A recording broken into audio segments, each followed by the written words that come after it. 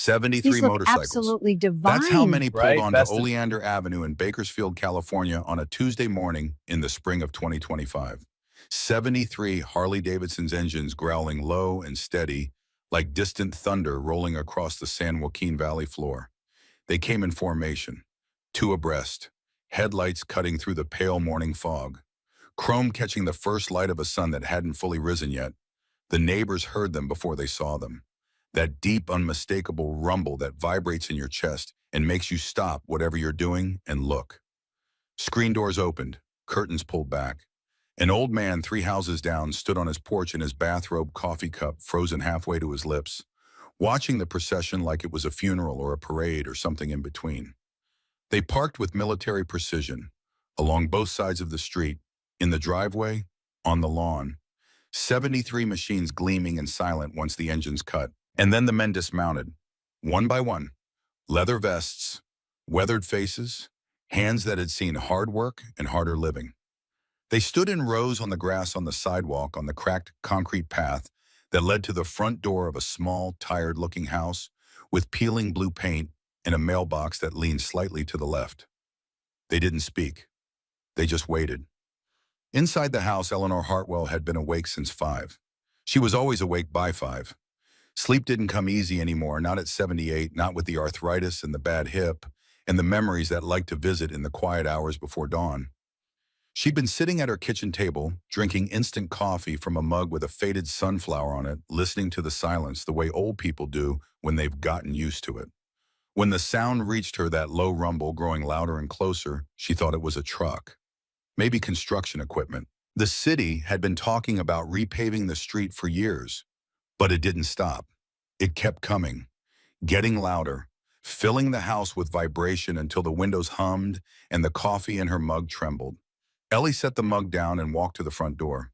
Her steps were slow, careful. She held the wall for balance. Her body had betrayed her in 100 small ways over the past decade, and she'd learned not to trust it. She unlocked the deadbolt, turned the handle, and pulled the door open. The morning light hit her face. She squinted, and then she saw them. 73 men standing in her yard, standing on her street, leather and chrome and silence. More motorcycles than she'd ever seen in one place, arranged in perfect rows like soldiers at attention. And at the front, standing 3 feet from her bottom step, was a man, tall, broad-shouldered, dark hair streaked with gray at the temples, a face that had been weathered by years of sun and wind and living. He wore a leather vest covered in patches, and his hands hung at his sides, and those hands were shaking.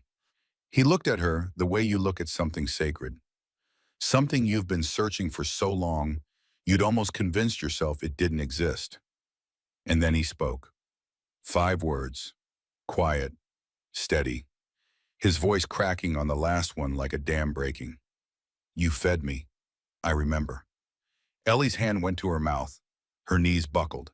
She grabbed the doorframe to keep from falling, and she stared at this man, this stranger, searching his face for something she recognized. Something from 23 years ago, something from another lifetime. And she found it. In his eyes.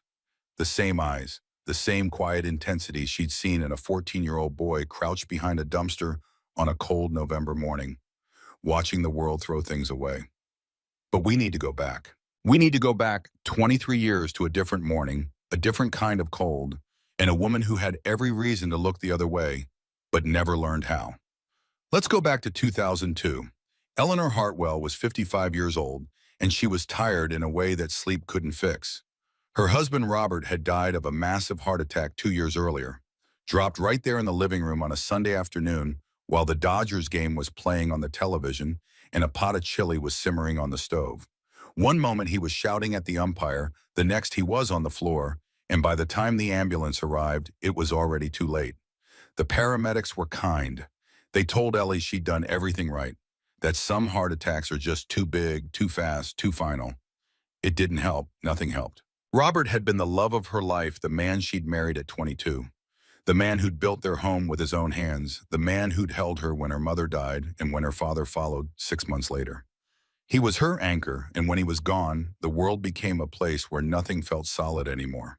He left her with a mortgage that still had 14 years on it, a life insurance policy that barely covered the funeral, arthritis in both hands that was getting worse every year, and a job at Dempsey's Bakery on Chester Avenue that paid $9 an hour, no benefits, no retirement, no future. She also had a daughter, Christine, Chrissy, 29 years old, living in Portland, Oregon, working for some tech company that Ellie didn't understand and couldn't pronounce. Chrissy called on Sundays, sometimes, when she remembered. The conversations were short, polite, distant, the kind of calls you make because you are supposed to, not because you want to. Ellie could hear it in her daughter's voice, the impatience, the clock watching, the unspoken wish to hang up and get back to her real life. The life that didn't include a mother who clipped coupons and smelled like bread flour and couldn't figure out how to send a photograph on her phone. Ellie didn't blame Chrissy. She understood. Young people had their own worlds to build their own lives to live.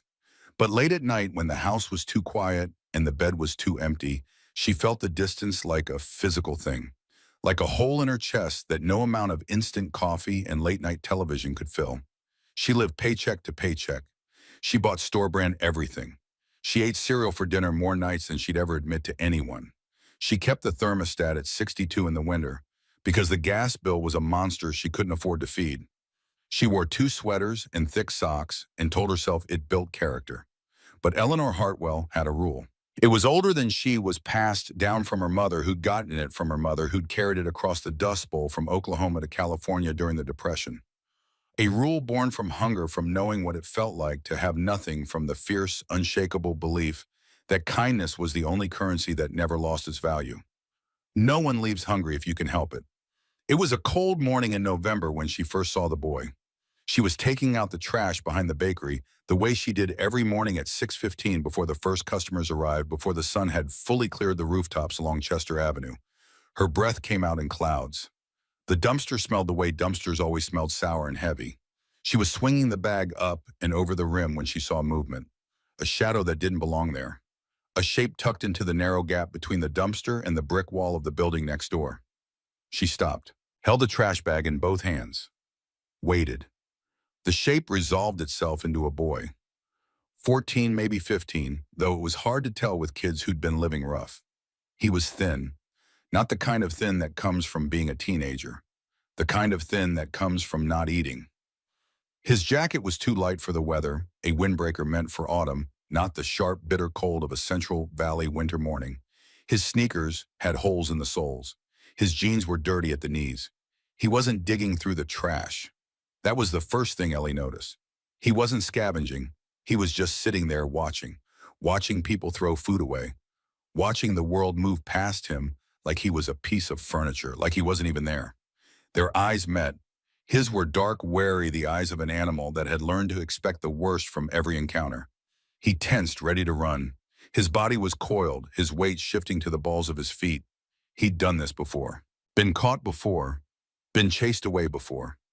Ellie stood there for a long moment, the trash bag growing heavy in her arthritic hands, and she made a calculation she'd made 100 times before in her life. She had $23 in her checking account until Friday. She had the electric bill due. She had her own mouth to feed. She had cereal for dinner tonight and tomorrow night and probably the night after that.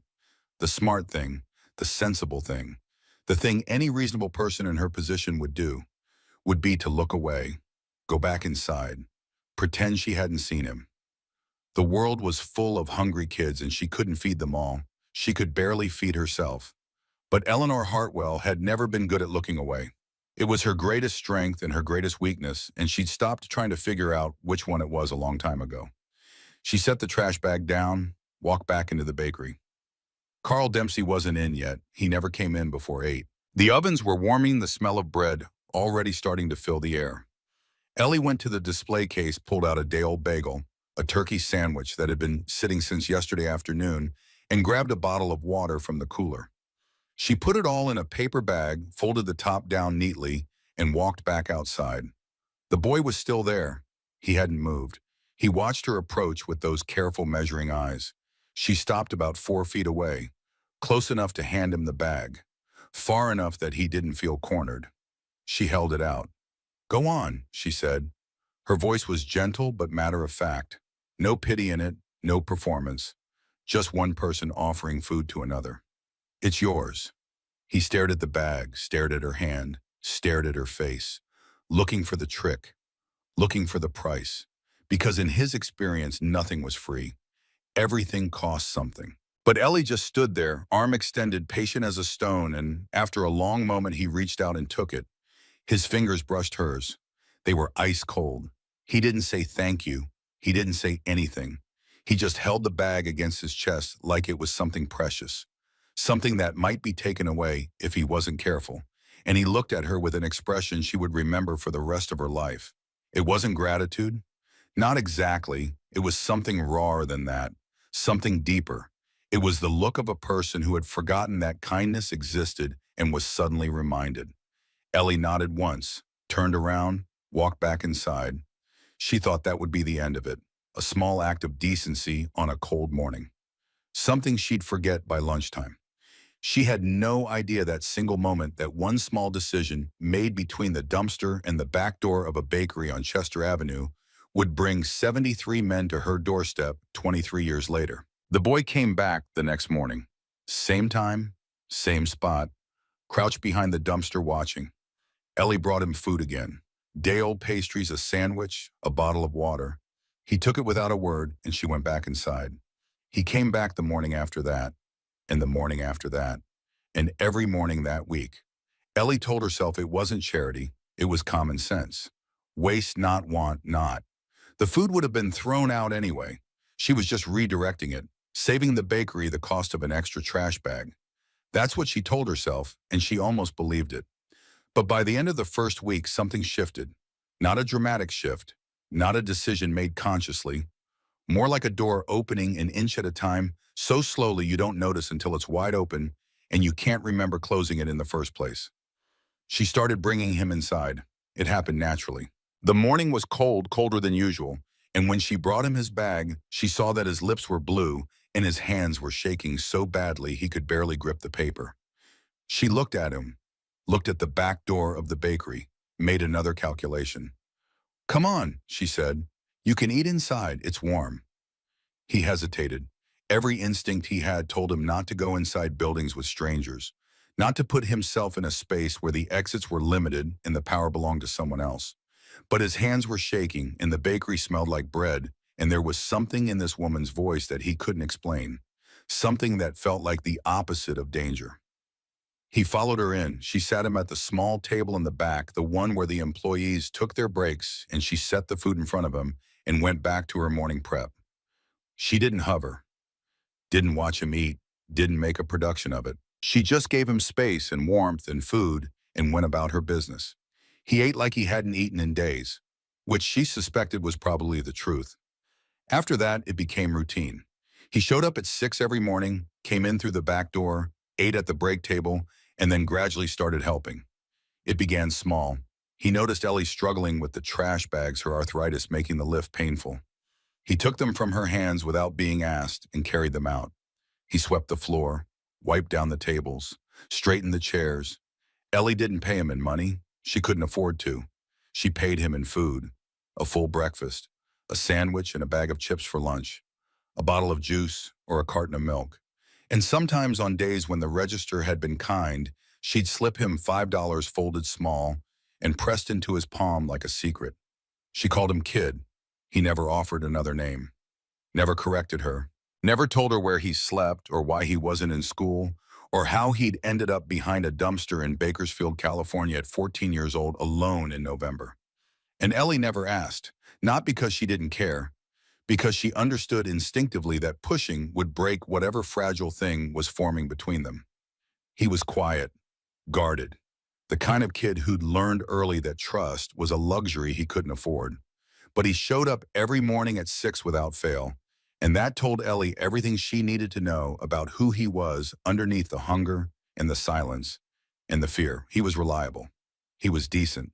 He was trying. Carl Dempsey, the bakery owner, noticed the boy on the third day. Carl was a big man, 62 years old, with thick forearms from decades of kneading dough and a disposition that defaulted to gruff. He'd owned Dempsey's Bakery for 31 years. He'd survived 3 recessions, 2 floods, in 1 very bad year, when his wife left him for an insurance salesman from Modesto. Very little surprised him anymore. But the boy behind the counter surprised him. "Who's the kid?" he asked Ellie, his voice low, his eyebrows pulled together in the expression she'd come to recognize as Carl thinking. "Just helping out," Ellie said casually, not looking up from the register she was counting. "Helping out," Carl repeated flatly. "Sweeping, taking out the trash, earns his breakfast." Carl watched the boy through the pass-through window. The kid was wiping down the display case with a damp cloth, working in careful, methodical circles. He wasn't half doing it. He was doing it right. "He got parents?" Carl asked. "Didn't ask." "He enrolled somewhere school?" "Didn't ask that either." Carl grunted, chewed on his lower lip, watched the boy work for another full minute. "He's going to scare the customers," he said finally. "He hasn't scared anyone yet."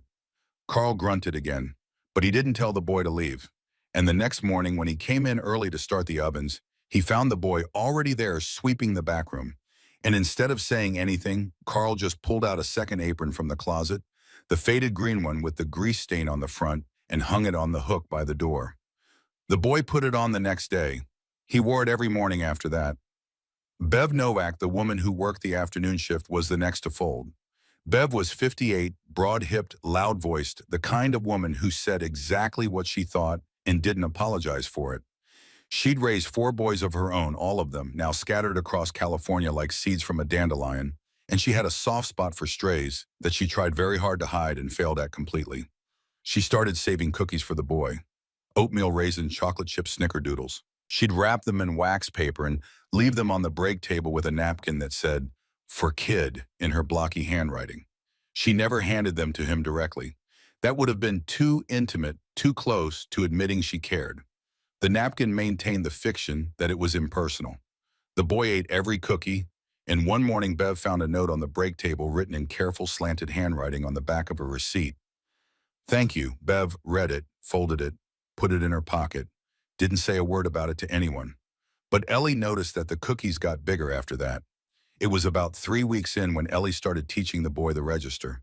She showed him how to punch in orders, how to make change, how to count it back into a customer's hand, the old-fashioned way, bill by bill, coin by coin. She showed him how to smile at customers even when they were rude, even when they complained about the prices or the wait or the weather or whatever small injustice had ruined their morning. "You make people feel seen," she told him, leaning against the counter, her arthritic fingers drumming softly on the formica. "That's the whole job. Not the bread, not the coffee. You make them feel like they matter. Because everybody matters, even the difficult ones." He listened the way he always listened, quietly, intently, like he was memorizing every word and storing it somewhere safe inside himself. And then she said the thing that would stay with him for the rest of his life, the thing that would echo through 23 years of hard living and come out the other side intact. "A man is who he protects," she said.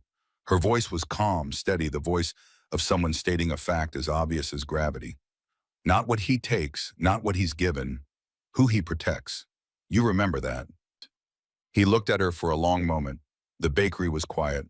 The morning sun was coming through the front windows, catching the dust in the air, making it glow, and Ellie saw something move across his face. Something she couldn't name but recognized.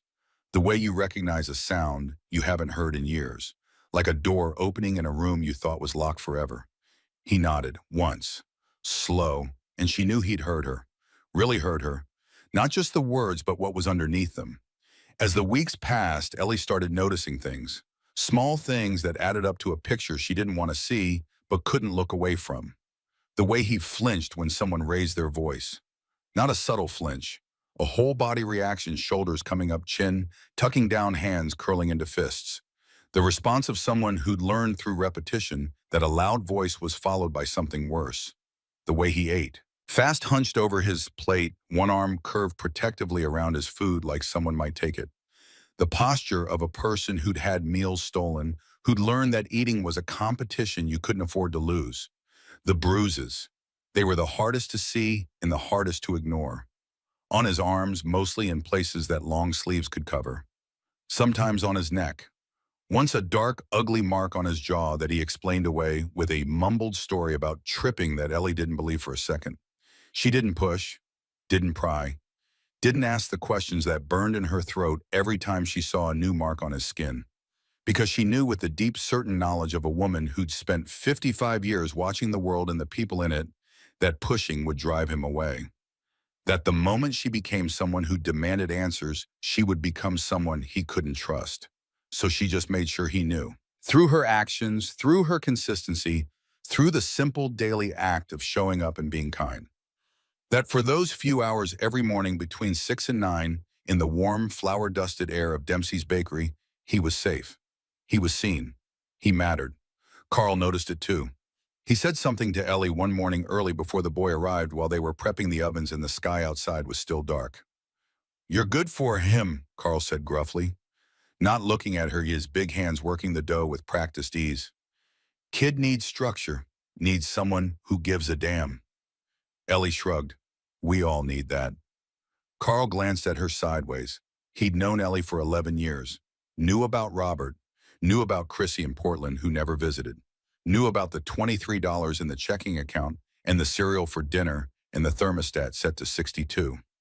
He understood what Ellie wasn't saying, that this wasn't just about the boy, that saving someone else was also a way of saving yourself. "Just be careful," he said quietly. "Don't let yourself get too attached." But it was already too late for that. Because the truth was this boy, this quiet, watchful kid who showed up every morning in his too thin jacket and his worn-out sneakers, had become something Ellie hadn't expected. Something she hadn't felt since Robert died and Chrissy stopped calling. Purpose, connection. A reason to get up at 5 in the morning that had nothing to do with obligation and everything to do with hope. She'd lost her husband. Her daughter had drifted away. The bakery was her life, but it was also a kind of prison. The same walls, the same routine, the same slow accumulation of days that felt less and less like living and more like waiting. And then this boy appeared, and suddenly the mornings meant something again. Suddenly there was someone who needed her. Someone who looked at her and saw not an aging widow with bad hands in an empty house, but a person who mattered, who had something to offer, who could still make a difference. It was dangerous, this feeling. She knew it. Carl knew it. Even Bev knew it, which was why Bev's cookies kept getting bigger and her notes kept getting warmer. But Eleanor Hartwell had never been the kind of woman who ran from danger. Not when the danger was love. It was the first week of December when Ellie made the phone call that would break her own heart. She'd been thinking about it for days. Lying awake at night, staring at the ceiling, running the numbers, running the scenarios, trying to find a way to make it work. The boy needed more than breakfast and a broom. He needed a home.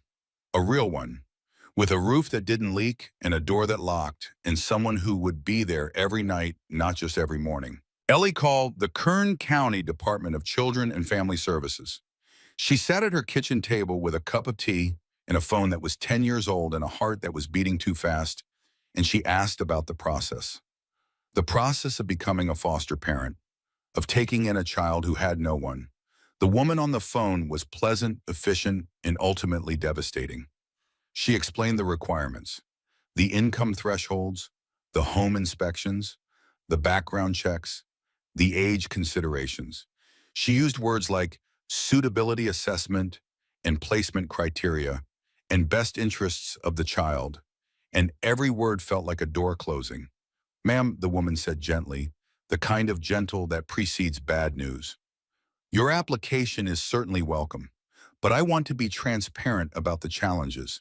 Your income level, your age, the condition of your home, these are all factors that the review board will consider." "I understand," Ellie said. Her voice was steady. Her hands were not.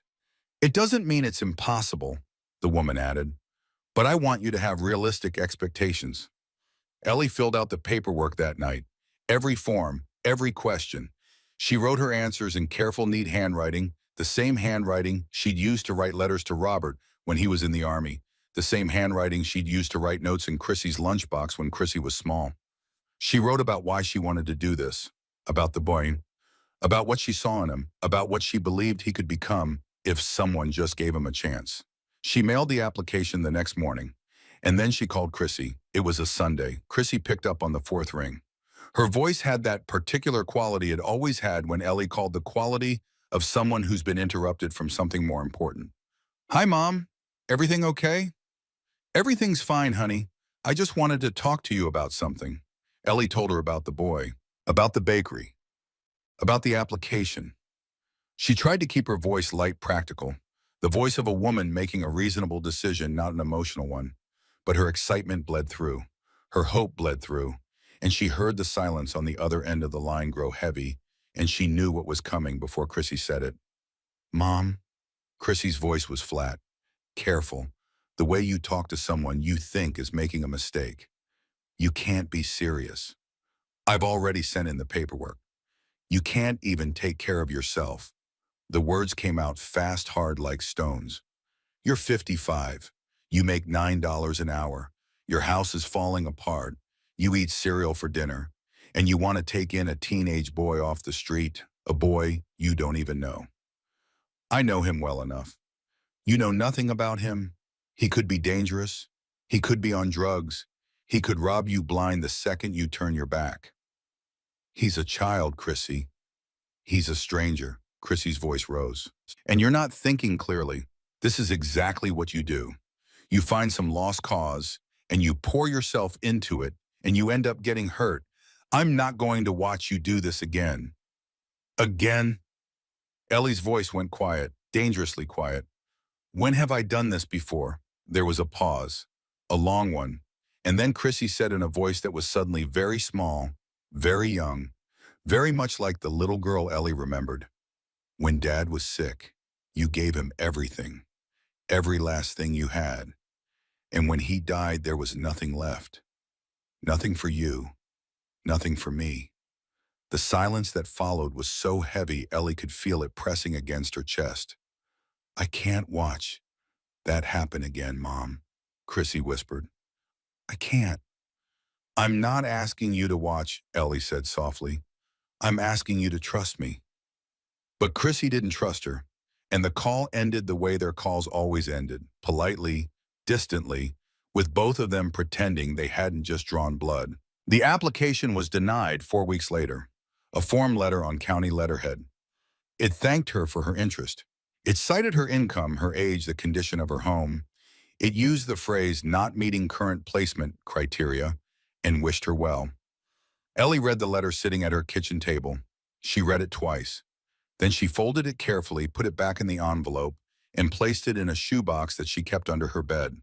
The shoebox that held Robert's last birthday card to her, her mother's recipe for cornbread, and a photograph of Chrissy at age 6, missing both front teeth and grinning like the whole world was a gift.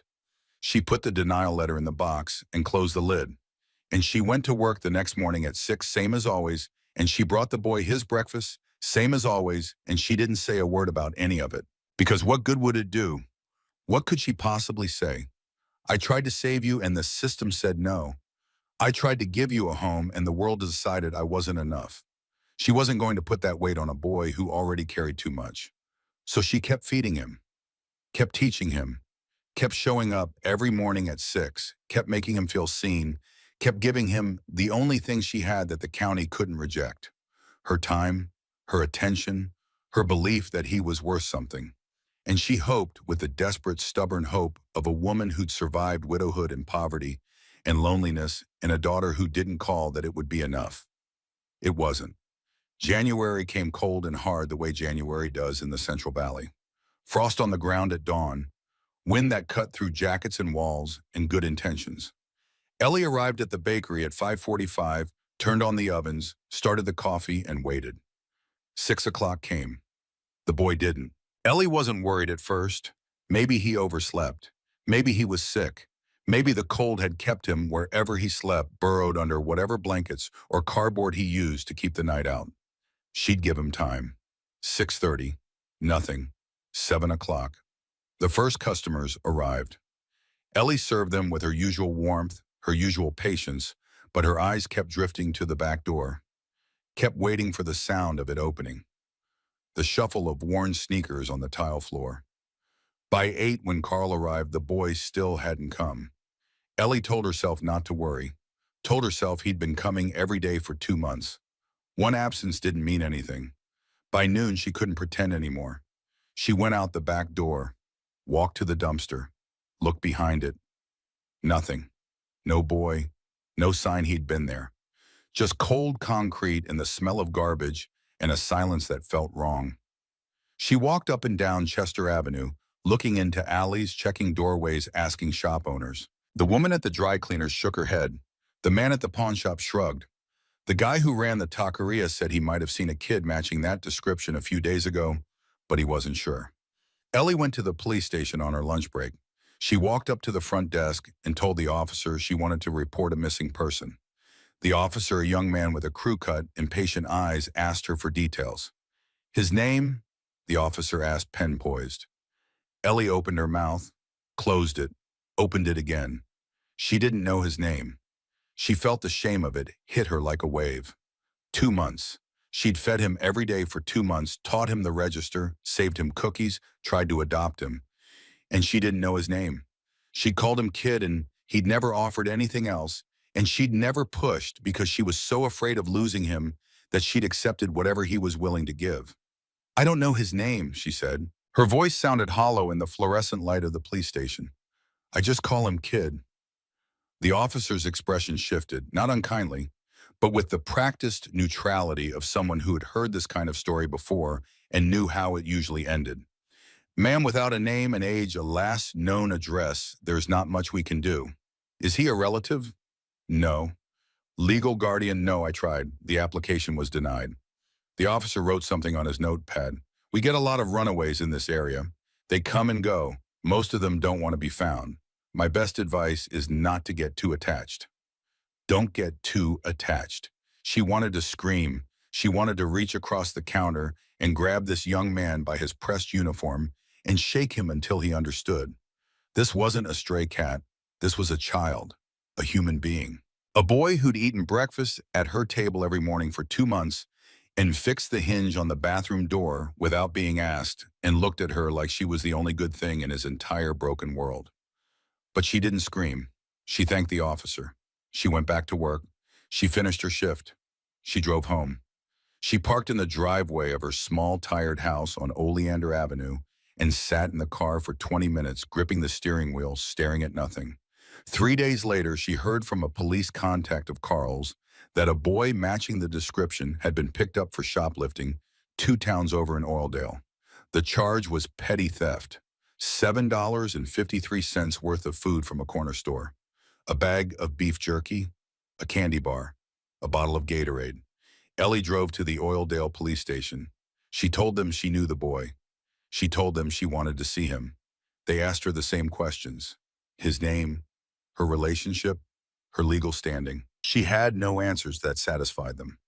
I'm sorry, ma'am, the desk sergeant said. He's a minor. We can't release information to non-family members. He'll be processed through juvenile services. Processed, Ellie repeated. The word tasted like metal. It's the system, ma'am. It's how it works. She stood there in that police station, 63 inches tall, 118 pounds, with arthritis in her hands and $23 in her checking account, and she felt the full crushing weight of a system designed to handle people, not help them. A system that saw a hungry boy steal food and called it a crime. A system that saw a woman who loved him and called her nobody. She went home. She sat on her bed. She opened the shoebox. She took out the denial letter from the county.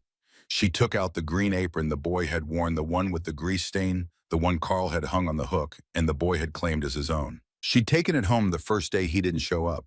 She didn't know why. Instinct, maybe? Or just the need to hold on to something physical? Something real, something that proved he'd existed. She held the apron in her lap and she cried. Not the gentle, dignified crying you see in movies. The ugly kind. The kind that comes from deep in your gut and shakes your whole body and makes sounds you didn't know you could make. She cried for the boy, for herself, for the distance between what she wanted to do and what the world allowed, for the unbearable, suffocating cruelty of caring about someone you couldn't protect. She kept the apron. She kept the letter. She put them both back in the shoebox, and she put the shoebox back under the bed, and she went to work the next morning at 6, and the morning after that, and every morning for months. And every morning she looked behind the dumpster. He was never there. Months passed. The sharp edge of his absence dulled into something chronic. A permanent ache, like her arthritis. Always there, sometimes worse than others, never fully gone. She stopped looking behind the dumpster every morning, started doing it every other morning. then once a week, then only when she forgot herself and her eyes drifted that direction out of habit. But she never stopped wondering. Late at night in the too quiet house with the television murmuring and the coffee growing cold in her sunflower mug, she wondered, was he alive? Was he safe? Had the system helped him or swallowed him? Did he remember her? Had she done enough? That was the question that haunted her most. Not whether she'd been kind. She knew she'd been kind. But had it mattered? Had those mornings in the bakery, those lessons at the register, that one sentence about who a man is, had any of it made a difference? Or had it been like dropping a pebble into an ocean and expecting a wave? She didn't know. She might never know. And that uncertainty was harder to live with than grief, harder to live with than loneliness, harder to live with than anything she'd ever carried. Because grief has an object, loneliness has a shape. But not knowing whether your love made a difference, that's a kind of suffering that has no edges, no boundaries, no bottom. But here's what Eleanor Hartwell didn't know. What she couldn't know. What she wouldn't learn for another 22 years until 73 motorcycles pulled onto her street and a man with shaking hands told her 5 words that changed everything. She didn't know his name was Jesse Crandall, and the night he disappeared, he wasn't running from her. He was running from something else, something darker, something that had been following him his entire life. Jesse had been on the street since he was 12. His mother, a woman named Rachel, had died of an overdose in their apartment in Bakersfield when Jesse was 10. He'd come home from school and found her on the kitchen floor, one arm still reaching for the phone, her eyes open and seeing nothing. He'd sat beside her for 3 hours before the neighbors called the police because of the smell. His father, Dale Crandall, was in the California State Penitentiary serving 15 years for armed robbery, a liquor store in Fresno. Jesse had been 7 when they took his father away. He remembered the sound of the handcuffs clicking shut, remembered his mother screaming, remembered a police officer with kind eyes kneeling down and telling him it was going to be okay. And even at 7, even then, Jesse had known that was a lie. After his mother died, he'd been placed in foster care. 4 homes in 2 years. The first was overcrowded and indifferent. The second was well-meaning but temporary. The third was run by a woman who collected the state checks and spent them on lottery tickets. The fourth, the last, was the worst. A man named Greer and his wife. 3 other foster kids. A house that looked normal from the outside and was anything but normal inside. Greer had a temper. It came out after a few beers, which happened every night, and it found its target in whoever was closest, whoever was smallest, whoever couldn't fight back. Jesse learned quickly. Stay quiet, stay small, stay out of the way. Sleep with your shoes on in case you need to run. He ran when he was 12, climbed out a window at 2 in the morning while Greer was passed out on the couch, took nothing but the clothes on his back and a $20 bill he'd stolen from Greer's wallet. He'd been running ever since. But then he'd found the bakery, found Ellie, found those quiet mornings when the world was just flour and warmth, and a woman who looked at him like he was worth something. And it had broken something open inside him that he didn't know how to close. Something dangerous. Something that felt like hope. And hope when you've got nothing to lose, when every good thing you've ever known has been taken away. Hope is the most terrifying thing in the world, because hope means there's something left to lose. The shoplifting charge was real. After leaving the bakery, after walking away from the only good thing in his life because he was too afraid to stay, Jesse had gone 2 days without eating. The hunger started as a dull ache and became a roar, a physical force that wiped out everything else, every thought, every memory, every lesson about right and wrong. He walked into a corner store in Oildale, a bag of beef jerky, a candy bar, a bottle of Gatorade, $7.53. He didn't even try to hide it.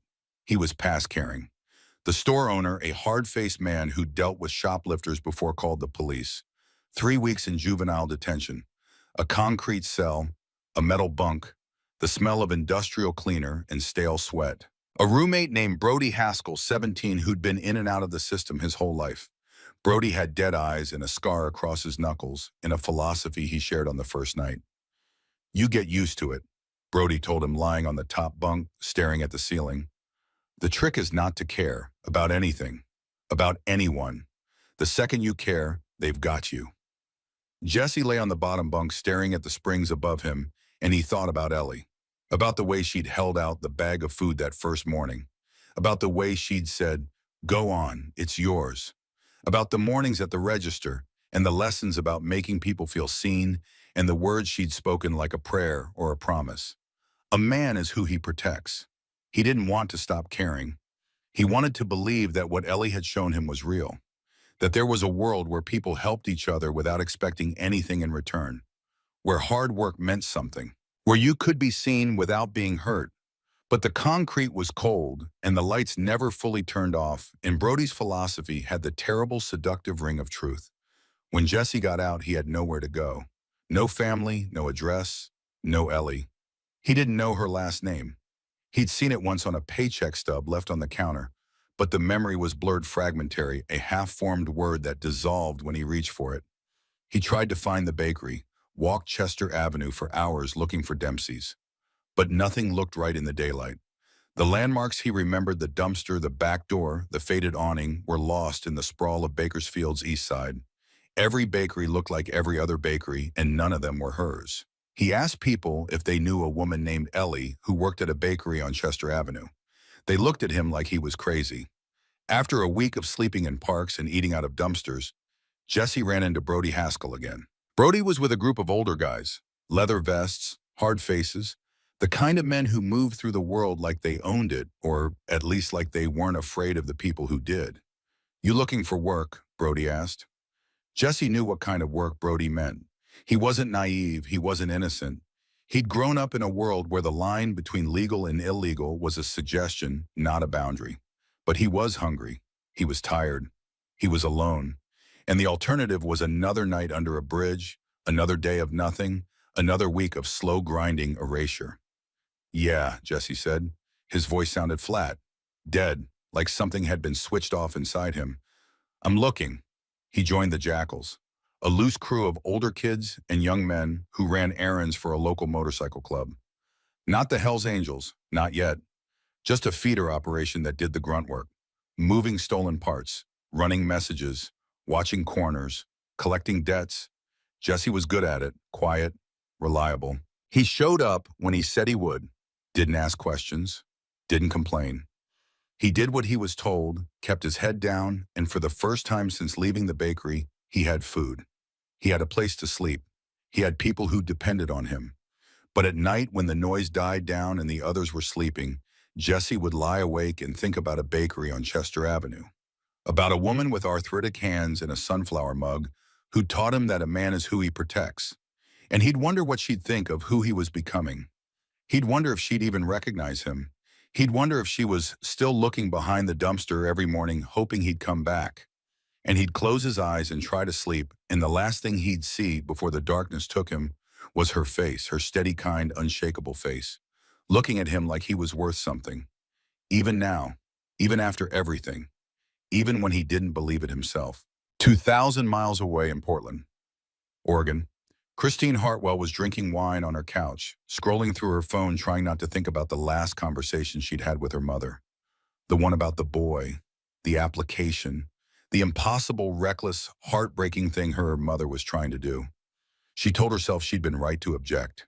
She told herself she was being practical, responsible, the adult in the relationship since her mother seemed determined not to be one. But the look on her mother's face, not a look she'd seen since they had been on the phone, a look she'd heard. In the silence after Chrissy said, "You can't even take care of yourself." That silence had sounded like something breaking. Chrissy poured another glass of wine and told herself it would pass. Her mother would get over it. She always did. She was strong Ellie Hartwell. Stronger than anyone Chrissy had ever known. She'd survived losing her husband. She'd survived losing this boy too. But somewhere deep in the part of herself that she'd spent years learning to ignore, the part that still remembered being 6 years old and sitting on her mother's lap while Ellie read to her and brushed the hair from her face and made the whole world feel safe, Chrissy knew she'd done something she couldn't take back. She'd told her mother she wasn't enough. And some words once spoken can never be unspoken. They just hang in the air between two people, growing heavier every year until the weight of them becomes the distance itself. Back in Bakersfield, Eleanor Hartwell was sitting on her bed, the shoebox open beside her, the denial letter, the green apron, a photograph she'd taken with a disposable camera one morning at the bakery. She hadn't told the boy she was taking it. She just clicked the shutter while he was sweeping his head down the morning light, catching the dust he was raising from the floor. It was blurry, out of focus, the best photograph she'd ever taken. She held it up to the lamplight and looked at his face, the face of a boy she'd fed, a boy she'd tried to save, a boy who'd vanished into a system that didn't know his name and didn't care to learn it. "I'll keep looking," she said to the photograph. Her voice was quiet, fierce, the voice of a woman making a promise she intended to keep. "I'll keep looking until I find you, or until I can't anymore, whichever comes first." She put the photograph back in the box, closed the lid, slid it under the bed, and she got up the next morning at 5, made her instant coffee, drove to the bakery, opened the back door, looked behind the dumpster. Empty. She went inside, started the ovens, made the coffee, and waited for a boy who wasn't coming back. Not today, not tomorrow, not for 22 more years. But the thing about Eleanor Hartwell, the thing that made her who she was, the thing that would eventually bring 73 men to her door was this: she never stopped waiting. The years after Jesse disappeared are not dramatic. They were not cinematic. They did not announce themselves with thunder or tragedy or any of the grand, sweeping gestures that make for good stories. They arrived quietly one after another, like waves wearing down a stone. And Eleanor Hartwell endured them the way she endured everything. With her back straight, her hands busy, her heart open even when the world gave her every reason to close it. She kept looking for him. That first year, 2003, she looked actively, aggressively, with the focused determination of a woman who refused to accept that the system's failure was the final word. She called the Kern County Juvenile Services Office every week. She spoke to the same clerk, a tired-sounding woman named Patricia, who told her the same thing every time: that she had no legal standing, that the boy's case was confidential, that she should consider speaking to a counselor about processing her feelings of loss. Processing her feelings, as if grief were a package that needed to be unwrapped and sorted and filed away in the proper drawer. Ellie didn't want to process. She wanted to find him. She made flyers, simple ones typed on Carl's old computer in the back office of the bakery, printed on the ancient inkjet printer that smeared if you touched the paper too soon. "Have you seen this boy?" No photograph, because the blurry one she'd taken with the disposable camera was too poor quality to reproduce. Just a description: approximately 14 to 15 years old, thin build, dark hair, last seen January 2003 in the vicinity of Chester Avenue. She posted them at laundromats, gas stations, churches, community centers. She asked the pastor at Grace Lutheran, the church she attended, when she remembered to go to mention it during announcements. She asked the librarian at the Beale Memorial Library to keep an eye out. She asked everyone she could think of, and none of them had seen a thing. The flyers yellowed, curled at the edges, were eventually covered by newer flyers advertising garage sales and lost dogs and guitar lessons. The world moved on. The world always moves on. But Ellie didn't. She kept the shoebox under her bed, the denial letter, the green apron, the blurry photograph. She added things to it over the years, a page torn from a notebook where she'd written down every detail she could remember about the boy: his height, his build, the way he held a broom, the scar on his left hand that he never explained, the way he said "yes, ma'am" so quietly you could barely hear it. She wrote it all down because she was terrified of forgetting, and memory is a treacherous thing that erodes the details first and leaves you with nothing but feelings and shadows. The bakery was her anchor during those years. Dempsey's on Chester Avenue, the smell of bread at dawn, the rhythm of the ovens, the steady, predictable procession of customers who wanted their coffee and their pastries and their 2 minutes of human connection before the day swallowed them whole. Carl Dempsey was getting older. They both were, but Carl wore his years harder. His hands, those massive flour-dusted hands that had kneaded 10,000 loaves, started shaking in 2006. A tremor that he dismissed as too much coffee, then as not enough sleep, then as nothing at all. By 2007, the tremor had a name: Parkinson's. Early onset, the doctor said, though at 67, Carl didn't feel there was anything early about it. He kept working. Of course he did. Carl Dempsey had opened his bakery in 1979 with $300 and a recipe for sourdough that his grandmother had brought from Wisconsin. He'd survived everything the world had thrown at him. He wasn't going to let a little shaking stop him, but the shaking got worse, and the balance problem started. And the mornings when he couldn't grip the dough, couldn't feel the consistency the way he used to when his hands betrayed him in front of the ovens he'd tended for 3 decades. Those mornings broke something in Carl that no one could see and everyone could feel. Ellie stepped up. She didn't announce it, didn't ask for a promotion or a raise or even acknowledgement. She just started doing more. Opening earlier, closing later, handling the books, the orders, the vendor calls. She learned to do things she'd never done before. Negotiating with the flour supplier, fixing the display case refrigeration unit with a YouTube video and a borrowed screwdriver, managing the schedule when Bev's knee surgery kept her out for 6 weeks. By 2009, Ellie was running Dempsey's Bakery in everything but name. Carl came in most mornings, sat in his chair by the window, drank his coffee, and watched her work with an expression that mixed gratitude and grief in equal measure. The gratitude was for Ellie. The grief was for himself, for the slow, humiliating erosion of capability that Parkinson's inflicts on its victims like a thief who doesn't steal everything at once, but takes one thing each night until you wake up one morning and realize you have nothing left. Carl Dempsey died on a Wednesday in March of 2010, in his sleep, in the small apartment above the bakery where he'd lived alone since his wife left 20 years earlier. Ellie found him when she came in to open. The ovens were cold, the lights were off. She climbed the narrow stairs, knocked on his door, and when he didn't answer, she used the spare key he'd given her years ago. He looked peaceful. That's what people always say, and it's almost never true, but in Carl's case it was. He looked like a man who'd finally stopped fighting. His hands were still.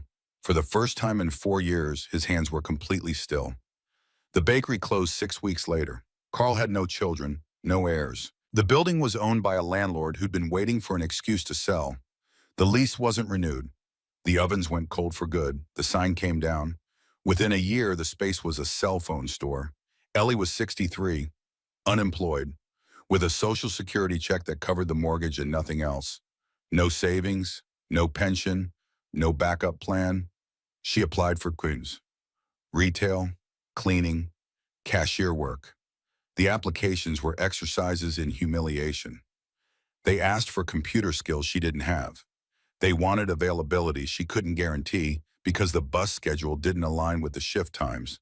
They looked at her age, her arthritic hands, her slow, careful way of moving, and they said they'd call her back. They never called back. She survived. That's the only word for it. She cut everything that could be cut. Cable television, the newspaper subscription, meat except on Sundays. She turned the thermostat down to 58 in winter. She wore 3 sweaters and Robert's old flannel bathrobe and thermal socks she bought at the dollar store, 2 pairs for $3. She ate 1 full meal a day and supplemented with crackers and peanut butter and the generic brand instant oatmeal that came in a box of 12 packets for $1.99. She didn't complain, not to the neighbors, not to the pastor, not to Chrissy, who called every other Sunday now instead of every Sunday, and whose conversations had become so polite and so empty that they were barely conversations at all. Just sounds 2 people made at each other across a distance that grew wider every year. But Ellie was not a woman who sat still. She couldn't. Stillness felt too much like giving up, and giving up felt too much like dying, and she wasn't ready for that yet.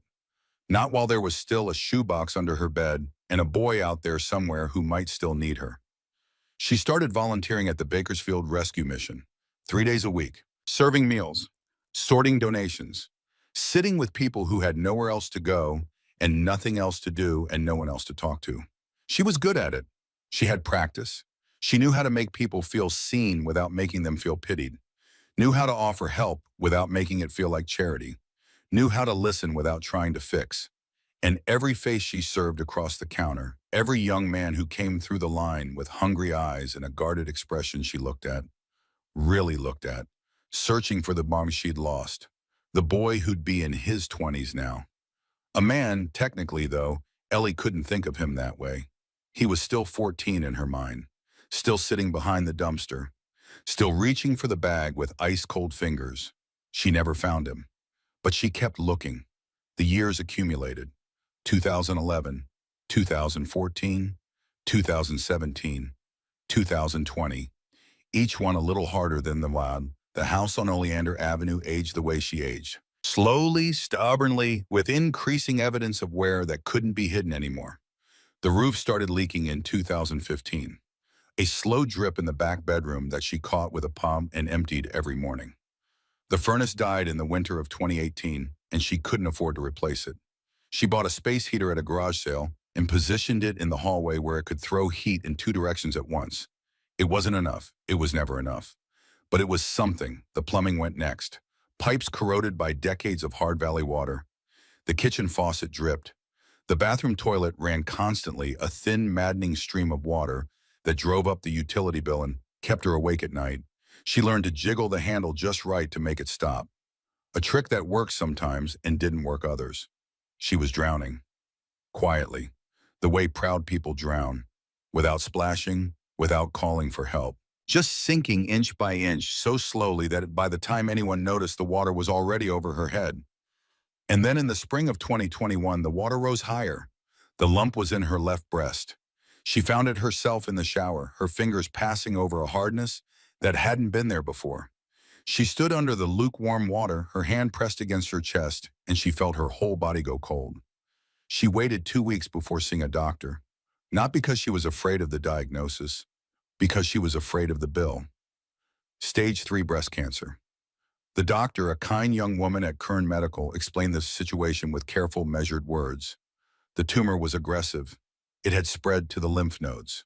Treatment would need to begin immediately. Chemotherapy, possibly radiation. Surgery was likely. Ellie sat in the examination room wearing a paper gown that rustled when she breathed, and she listened to the doctor describe the treatment plan and the timeline and the side effects. And the only question she asked was the one the doctor was hoping she wouldn't. How much will it cost? The doctor hesitated. That hesitation told Ellie everything. She didn't have insurance. She was on Medicare, but Medicare didn't cover everything, and the gaps were canyons. The co-pays, the medications, the lab work, the imaging, the surgery, the follow-up appointments that would stretch on for years. Ellie did the math in her head the way she'd done math her whole life, counting backward from what she had to what she owed, and the numbers didn't work. They never worked. But this time the gap between reality and survival wasn't a matter of skipping meat or turning down the thermostat. This time the gap was $30,000 and growing. She started treatment anyway, because the alternative was dying and she wasn't ready for that yet. Not while there was still a shoebox under her bed. The chemo was brutal. Anyone who's been through it or watched someone go through it knows. It doesn't just attack the cancer. It attacks everything. Her hair fell out in clumps. She'd find it on her pillow in the morning, on the shower drain, in her hands when she ran her fingers through what was left. Her appetite disappeared. Food tasted like metal, like cardboard, like nothing. She lost weight she couldn't afford to lose. Dropped from 118 pounds to 97. Her clothes hung off her like they belonged to someone else. She went to every appointment alone. Sat in the infusion chair alone. Drove herself home afterward, gripping the steering wheel with both hands, fighting the nausea, pulling over twice to vomit into a plastic bag she kept on the passenger seat for exactly that purpose. She called Chrissy after the first round, told her the diagnosis, told her the treatment plan. Tried to keep her voice light, factual, the voice of a woman delivering information rather than asking for help. Because Eleanor Hartwell did not ask for help. Not ever. Not from anyone. Especially not from a daughter who told her she couldn't take care of herself. Chrissy was quiet for a long time. Then she said, "I'll try to come next month, Mom." Next month didn't come. Something at work, a deadline, a project, the kind of excuse that sounds reasonable if you don't listen too carefully and devastating if you do. Chrissy sent flowers instead, a generic arrangement from an online delivery service. The card said, "Thinking of you, love, Chrissy." Ellie put the flowers on the kitchen table. They lasted 5 days. She threw them out and didn't mention it again. The treatments continued through 2021 and into 2022. The cancer responded, slowly, grudgingly, like a bully being forced to back down. The oncologist was cautiously optimistic. The word remission was used, not a promise, a possibility. something to work toward. But the financial destruction was total. The medical bills consumed everything. Her savings, which had been minimal to begin with, the small emergency funds she'd scraped together over a decade of cutting and saving and doing without. She fell behind on property taxes. Utility bills piled up. Collection notices arrived in the mail with increasing frequency, their envelopes getting redder, their language getting sharper. She sold Robert's tools, the ones he'd kept in the garage, the table saw, the drill press, the hand planes he'd inherited from his father. She sold them at a swap meet on a Saturday morning, standing behind a folding table, watching strangers handle the things her husband had held, and she smiled and made small talk and negotiated prices and didn't cry until she got home. The house continued its slow collapse around her. The roof leak spread, the space heater died, and she couldn't afford another one. She spent the winter of 2022 wearing every warm thing she owned, sleeping under 4 blankets and boiling water on the stove to fill hot water bottles that she tucked under the covers to keep the cold at bay. And through all of it, every week, even during the worst of the chemo, even when she could barely stand, Eleanor Hartwell went to the park. Magnolia Park, 3 blocks from her house. A small, tired park with a rusted playground and a few benches and a cluster of oak trees that provided shade in the summer and dropped leaves that no one cleaned up in the fall. It was where the homeless gathered. Not many, a handful. The ones who'd slipped through every net the system had to offer and landed here on the margins in the spaces between. Ellie brought food, sandwiches she made from the cheapest bread and the cheapest deli meat, bottles of water, apples when they were on sale, granola bars from this dollar store. She carried them in a canvas tote bag over her shoulder, and she walked to the park and she handed them out one by one to whoever was there. She didn't have the money. She didn't have the health. She didn't have any logical reason to be feeding strangers when she could barely feed herself. But logic had never been the engine that drove Eleanor Hartwell. Something else drove her, something older and deeper and more stubborn than reason. No one leaves hungry if you can help it. It was at the park in the fall of 2023 that she met the girl. A young woman, really, couldn't have been more than 19, sitting on a bench with a backpack at her feet and a belly that was 6 or 7 months along. She had lank brown hair and hollow cheeks and the particular stillness of someone who has run out of options and is waiting for the world to decide what happens next. Ellie sat down beside her. Didn't say anything at first, just sat. Offered a sandwich from her bag. The girl took it and ate it in 4 bites, barely chewing her hands, shaking. How far along? Ellie asked. The girl looked startled, like she'd forgotten other people could see her. 7 months, she whispered. Almost. You got somewhere to sleep tonight. The girl shook her head. Ellie reached into her tote bag and pulled out a folded piece of paper, a phone number she'd written down months ago. The number for the women's shelter on Union Avenue. She'd volunteered there briefly before the chemo made it impossible. She knew the intake coordinator, a good woman named Janet who didn't turn people away.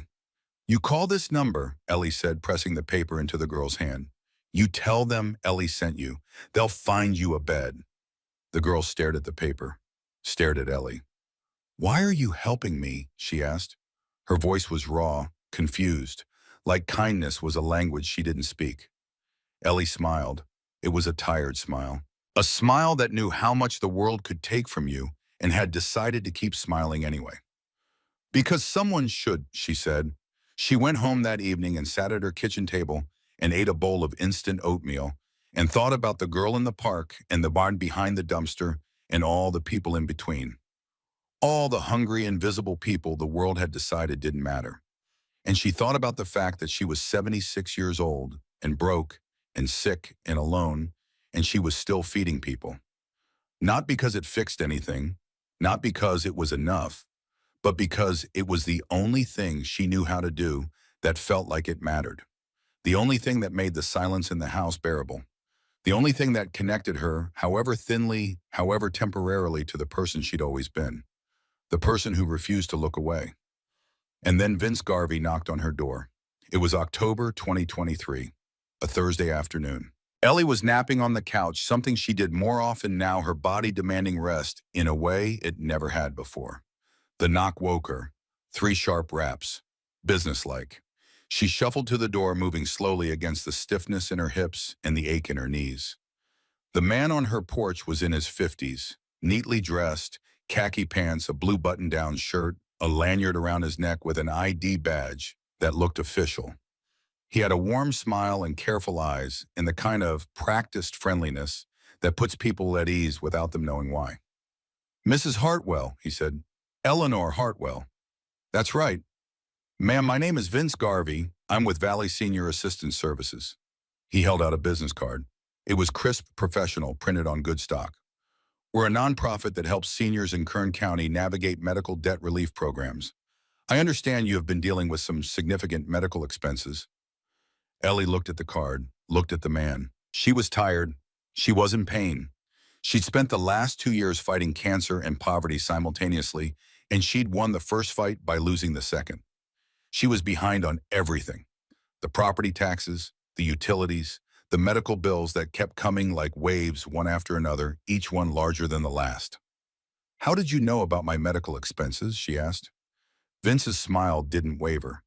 "Medical debt is a matter of public record in certain cases, ma'am, especially when it's been referred to collections. We monitor those records specifically to identify seniors who might qualify for assistance." It sounded reasonable. It sounded legitimate. And Ellie was so tired, so beaten down, so desperate for anyone to tell her there was a way out, that she didn't ask the questions she should have asked, didn't notice the things she should have noticed. The way Vince's eyes cataloged her house as he stepped inside, the way they lingered on the framed photograph of the house that hung in the hallway, the one Robert had taken the day they moved in, when the paint was fresh and the roof was new, and everything was possible. The way Vince asked casually, almost as an afterthought, whether she owned the home outright or still had a mortgage. "Paid it off 6 years ago," Ellie said, a note of pride in her voice that she couldn't suppress. The mortgage had been a 28-year weight on her shoulders, and the day she'd made the last payment, she'd sat at the kitchen table and cried with relief. "That's wonderful," Vince said. "That actually helps significantly with the programs we administer." He came back 2 more times, brought paperwork, forms that were dense and complicated and printed in type so small Ellie had to use a magnifying glass. He explained them patiently, pointing to lines marking places for her signature with little yellow sticky tabs. He used words like debt restructuring and medical hardship exemption and asset protection filing. He told her these programs were specifically designed for people in her situation: seniors who'd fallen through the cracks, seniors who'd been failed by a system that was supposed to help them. He told her all she had to do was sign. And she did. Because she was 76 years old, and she was sick, and she was alone, and this man with his warm smile and his official-looking badge was the first person in years who'd come to her door and offered to help. Not Chrissy, not the county, not the church or the neighbors, or any of the institutions that were supposed to catch people when they fell. Vince Garvey, a stranger with a business card and a clipboard. She signed the forms, all of them. And Vince took them away, and he told her everything would be taken care of, and he shook her hand, and he left. What Eleanor Hartwell didn't know, what she wouldn't learn for another 1.5 years, was that the forms she'd signed weren't debt relief applications. They were lien documents. Legal instruments that gave Vince Garvey a financial claim on her house. Her house. The house Robert had built. The house she'd raised Chrissy in. The house she'd paid off with 28 years of $9 an hour labor. Vince Garvey was not a nonprofit worker. He was a predator. A con man who specialized in elderly homeowners with medical debt and no one looking out for them. He'd done it before, at least a dozen times across 3 counties. Find the vulnerable ones, the sick ones, the alone ones, the ones too proud to ask for help and too desperate to refuse it when it appeared on their doorstep wearing a lanyard and a smile. He'd file the lien, wait 6 months, then begin the process of forcing a sale. By the time his victims understood what had happened, it was usually too late. The legal machinery had already begun to turn, and stopping it required lawyers and money and time, 3 things that elderly, sick, impoverished people rarely had. Ellie didn't know any of this. She went to bed that night feeling for the first time in months like maybe things were going to be okay. Like maybe the system had finally remembered she existed. Like maybe help had arrived. She fell asleep with her hand resting on the pillow next to her. the side where Robert used to sleep, the side that had been empty for 23 years. She had no idea what she'd just signed away. While Eleanor Hartwell was fighting cancer and poverty and the slow erosion of hope 700 miles to the south and then back north again, through a labyrinth of bad choices and worse circumstances, Jesse Crandall was fighting his own war. The Jackals had been his introduction to a world he never wanted to enter but couldn't find a way out of. For 2 years, from the time he was 15 until he was nearly 17, he ran with them. Errands, deliveries. The work was mindless and dangerous in roughly equal measure. He moved stolen motorcycle parts between garages. He stood lookout while older guys conducted business he didn't ask about. He collected envelopes from people whose faces said they'd rather not be handing them over. He was good at the work. That was the problem. He was quiet, reliable, invisible when he needed to be, and present when he had to be. The older guys trusted him because he never talked, never bragged, never drew attention to himself. He was the perfect soldier, the kind every organization, legitimate or otherwise, is built on.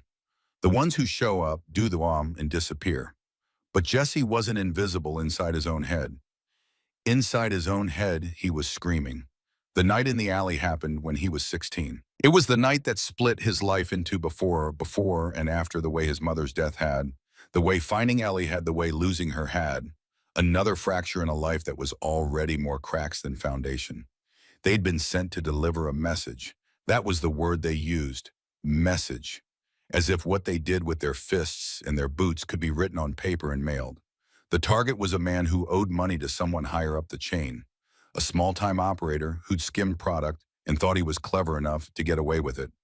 They found him outside a bar in Oildale. 3 of them, 1 of him. The man was half drunk and didn't see them coming. They dragged him into the alley behind the bar. Jesse was told to watch, to learn, to stand at the alley entrance and make sure no one interrupted. He stood there, he watched. He heard the sounds. The dull, meaty impact of fists on flesh. The coughing, the pleading.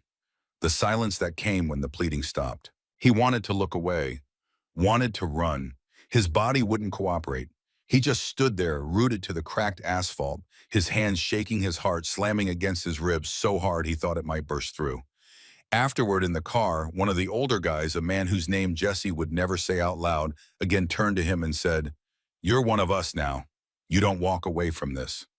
Jesse nodded, but something inside him had broken. Not because he'd thrown a punch, he hadn't. Not because he'd been the one doing the hurting. He'd been standing 10 feet away, because he hadn't stopped it.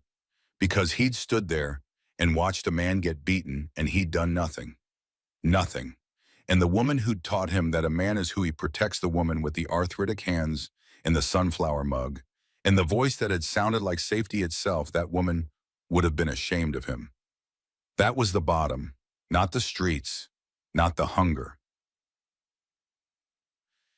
Not the juvenile detention cell, or the foster homes, or any of the other hells he'd passed through.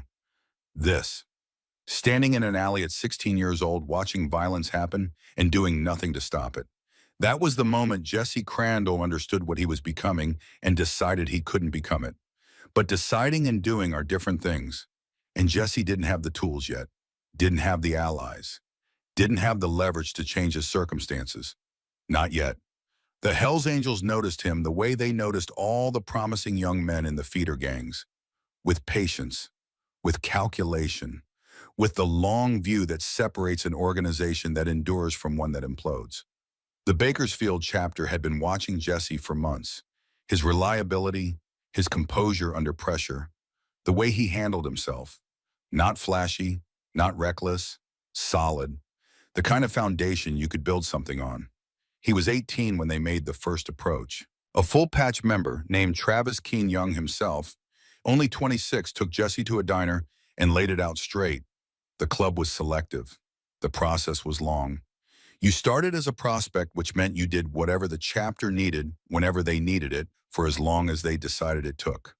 You proved yourself through patience, through loyalty, through the willingness to put the brotherhood above everything else. Not everyone made it. Most didn't. Jesse said yes without hesitation. Because the alternative was the Jackals, and the Jackals were a dead end, and Jesse Crandall was not going to die in an alley in Oildale.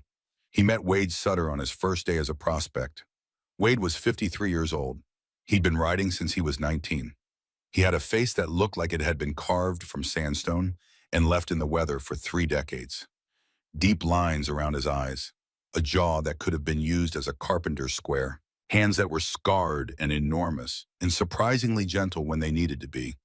Wade had a reputation, not as the toughest member, not as the most dangerous, as the most honest, the man who said what he meant and meant what he said, the man who kept his word even when it cost him, the man who'd tell you the truth even when you didn't want to hear it, especially when you didn't want to hear it.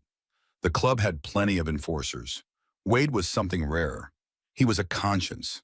He watched Jesse the way a horse trainer watches a new colt, with interest, with patience, with the understanding that the animal's potential would only be realized if it was handled correctly. One night about 3 months into Jesse's prospecting, Wade found him sitting outside the clubhouse alone, staring at nothing. It was late. The party inside had wound down. Most of the guys had left or were asleep.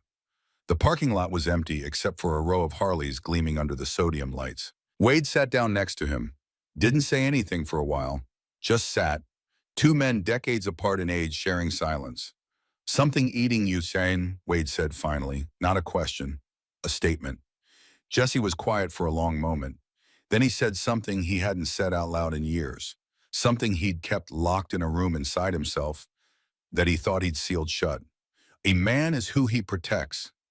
Wade turned to look at him. His weathered face was unreadable. "Who taught you that?" Jesse hesitated. The memory of Ellie of the bakery of those mornings before dawn felt fragile, sacred, like if he said it out loud it might dissolve. "Someone I used to know," he said finally.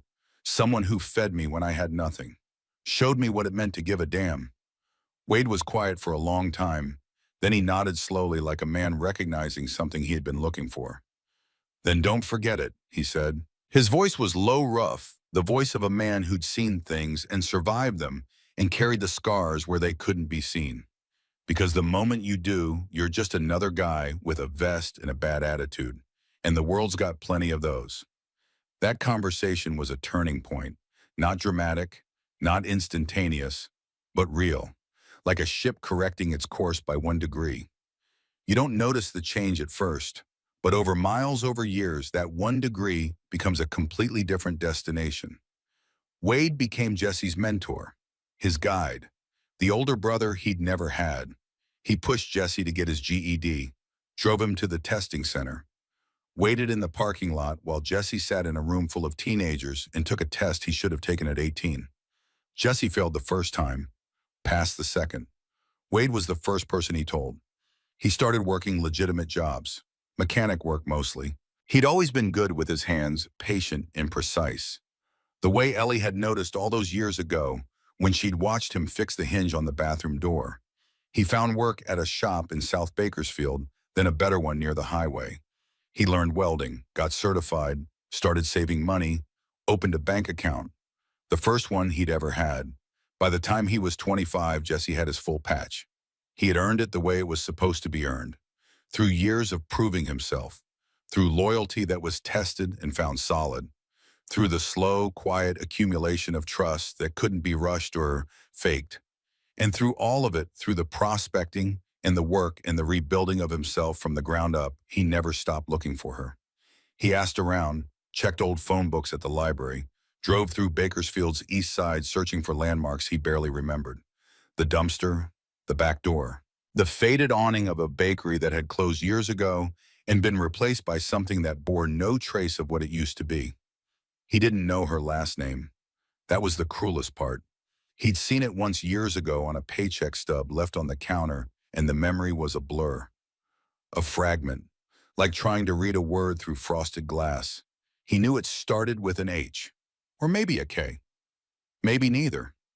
Memory is a traitor, and the more desperately you reach for something, the further it recedes. He searched for 20 years, and for 20 years he found nothing. And then in the spring of 2024, at a truck stop diner off Highway 99, a waitress poured his coffee and changed his life. Her name was Lorraine Prescott. She was 62, kind eyes, a warm smile, the kind of woman who called everyone honey and remembered your order after you'd been in twice. She worked the morning shift had for 15 years and she moved through the diner with the unhurried grace of someone who'd made peace with her life exactly as it was. Jesse was there with Wade and a member named Travis. Early morning, just past dawn, the diner was nearly empty. They ordered eggs and toast and coffee, and Lorraine brought it all with a cheerfulness that felt genuine rather than performed. When she brought the check, she paused, looked at Jesse's vest, at the patches, at the Hell's Angels insignia, and instead of the wariness he was used to, she smiled. Wider, if anything. "You boys ride for a reason or just for fun?" she asked. Jesse couldn't help but smile back. "Both." She nodded approvingly, set the check down gently. "Good. My son rides. Says it saved his life. Says the Brotherhood kept him straight when nothing else could." Something stirred in Jesse's chest. Recognition. A frequency he hadn't heard in a long time but would have known anywhere. "That's what it's supposed to do," he said quietly. Lorraine leaned in, lowered her voice. "The way you do when you're about to share something that matters." He says he owes it all to one woman. A lady who ran a bakery years back when he was a teenager. Fed him when he had nothing. Didn't ask questions. Didn't judge. Just fed him. Told him he was worth something when nobody else would. He says she changed his life. Jesse went very still. His coffee cup stopped halfway to his mouth. Wade noticed, looked at him sideways. The way you look at someone who's just been hit by something invisible. "Bakery?" Jesse asked carefully. His voice was tight, controlled, barely. "Where?" Lorraine thought for a moment. Her brow furrowed. "Chester Avenue. I think it closed down years back. Maybe 10, 15 years ago. But he said her name was Eleanor. Eleanor something. Sweet lady," he said. Treated him like her own. Jesse's heart was hammering. His hands had started shaking. He set the coffee cup down carefully because he was about to drop it. "Hartwell?" he asked. The name came from somewhere deep, a half-remembered fragment that had eluded him for 2 decades, suddenly surfacing with the force of something that had been trapped underwater for too long. A name he'd seen once on a paycheck stub. A name he'd tried to recall 1,000 times. A name that had hovered at the edge of his memory like a word on the tip of his tongue, always almost there, never quite arriving. Until now. Lorraine's eyes brightened. "Yes, that's it. Eleanor Hartwell. You know her?" Jesse couldn't speak. His throat had closed. He just nodded, and the nod felt like a dam breaking. Lorraine squeezed his shoulder, maternal, understanding. "She still lives in Bakersfield. My son Shane tried to find her a few years back, but didn't have much luck. But if you're looking, I can ask him. He might know more." Jesse found his voice. It came out rough, raw, like it had been scraped over gravel. "Please." He scribbled his phone number on a napkin. His handwriting was barely legible. His hands wouldn't stop shaking. Wade and Travis were staring at him, concerned, confused. "You good brother?" Wade asked. Quiet, steady, the voice of a man who knew when something mattered. Jesse nodded, swallowed hard. "Yeah, I just need to find her." 2 weeks later, his phone rang. Unknown number. He answered before the first ring finished.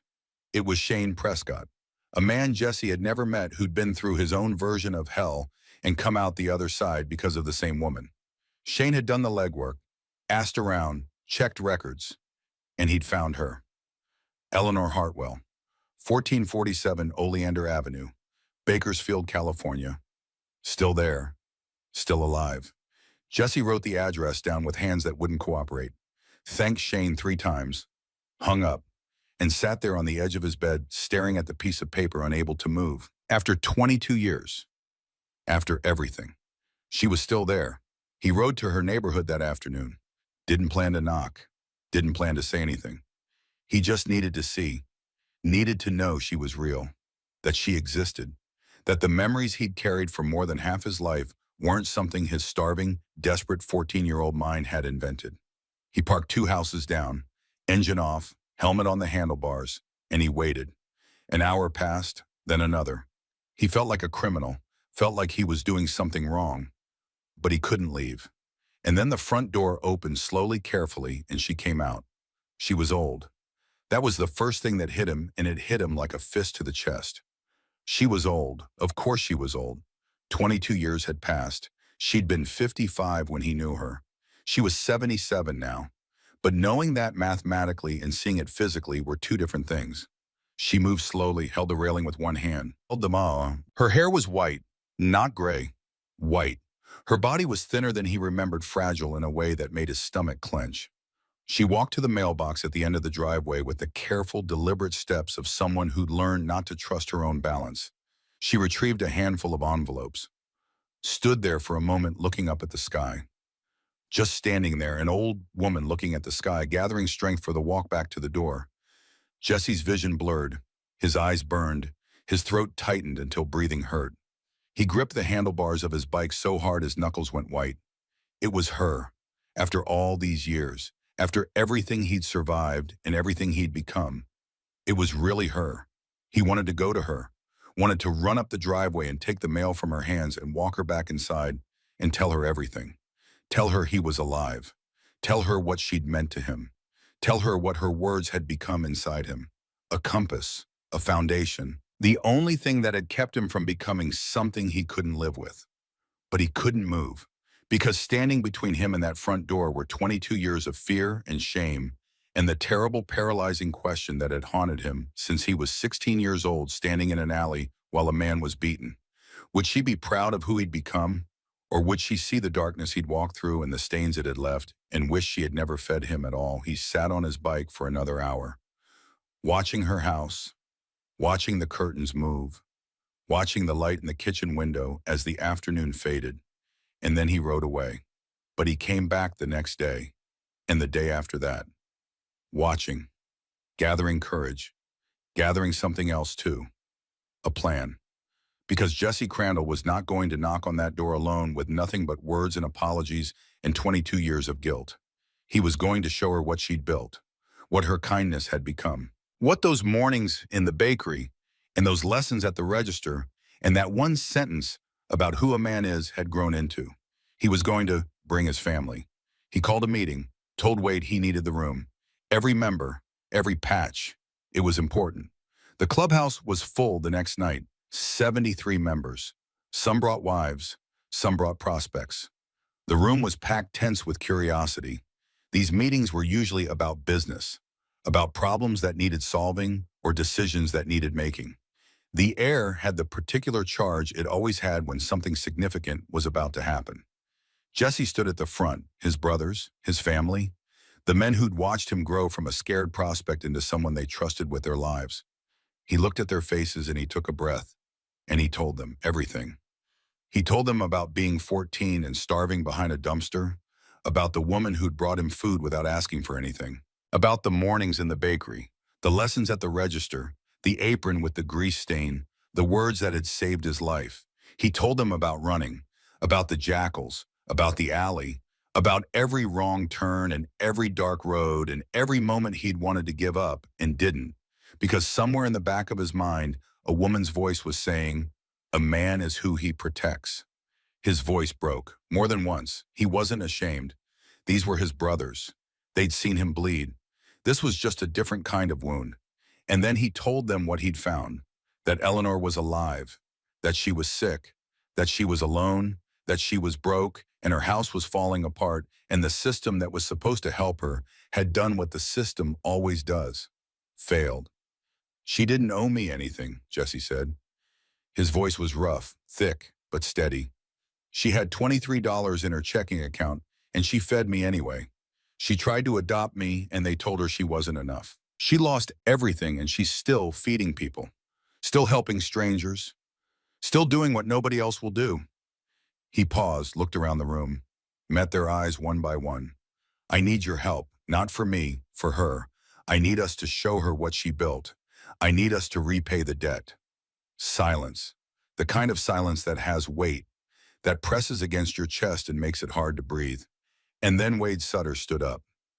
The old-timer, the conscience, the man everyone respected because he'd earned it over 30 years of keeping his word. "When do we ride?" he asked.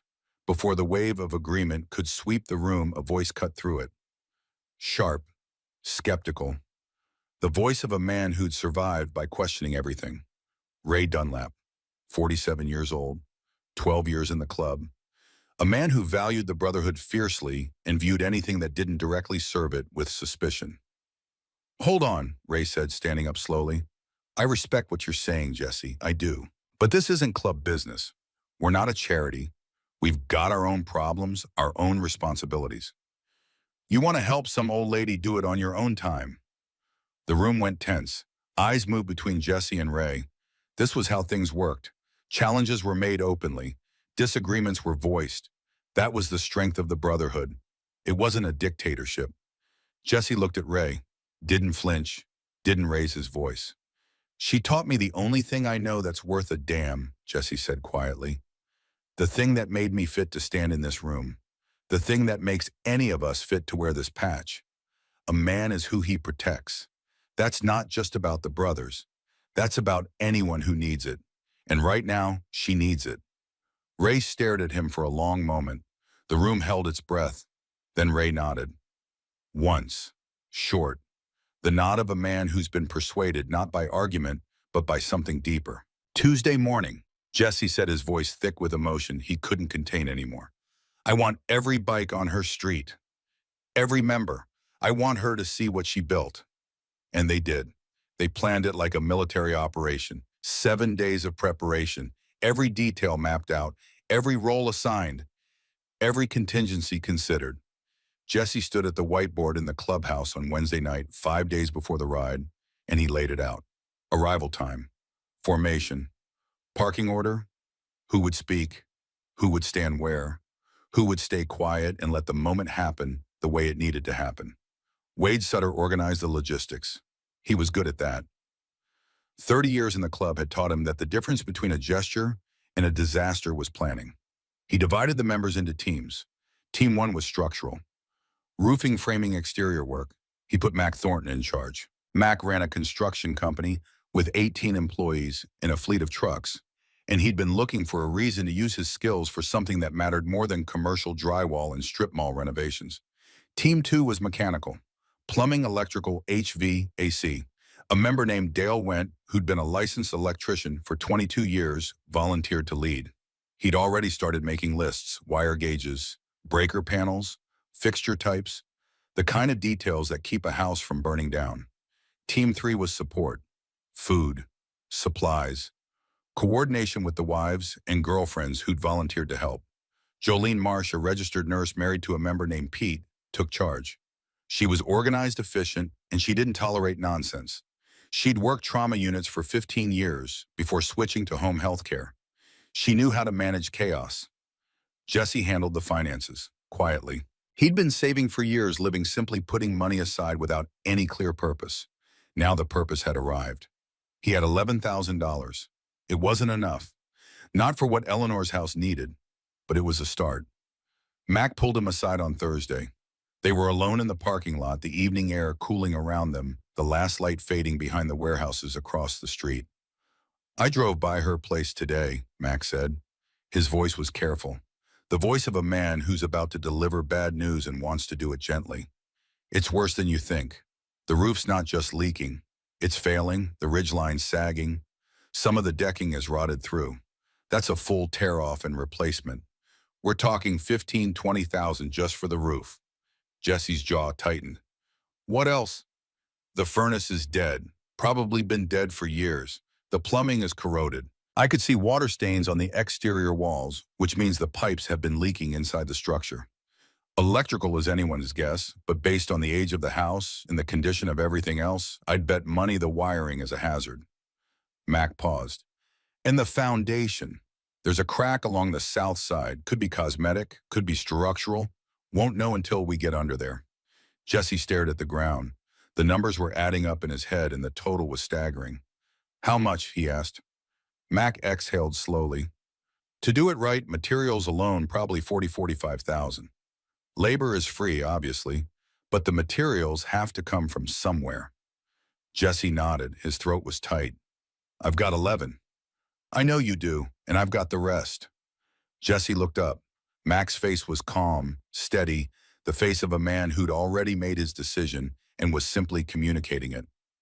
Mac, that's not what I'm asking. That's too much. You're not asking. I'm telling. Mac's voice was quiet but immovable, the way bedrock is quiet.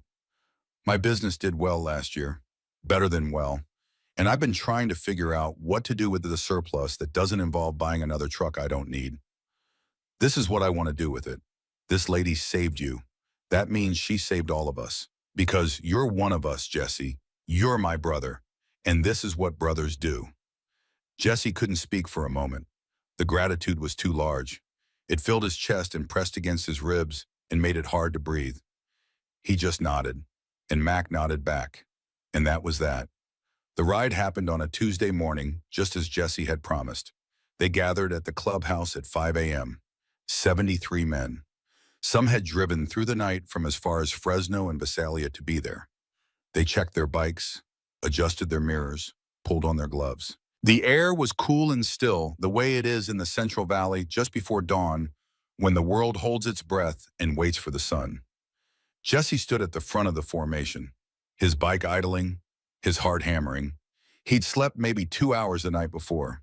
He'd spent most of the night lying in the dark rehearsing what he'd say, discarding every version, starting over. There were no right words for this, no script. He'd have to trust his voice when the moment came and hope it didn't fail him. Wade pulled up beside him.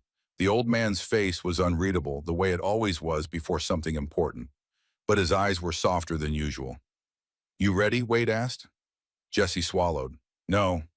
Wade almost smiled. "Good, that means you care enough to be scared. Let's ride."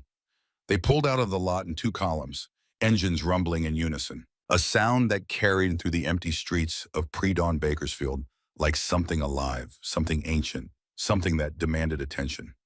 They rode through the city as it was waking up, past the closed storefronts and the dark houses and the early risers walking their dogs and checking their mailboxes, past the intersection of Chester Avenue, where Dempsey's Bakery had stood 23 years ago and was now a cell phone store, past the corner where Jesse had been a boy with nothing, and through the streets that had shaped him into a man with everything that mattered.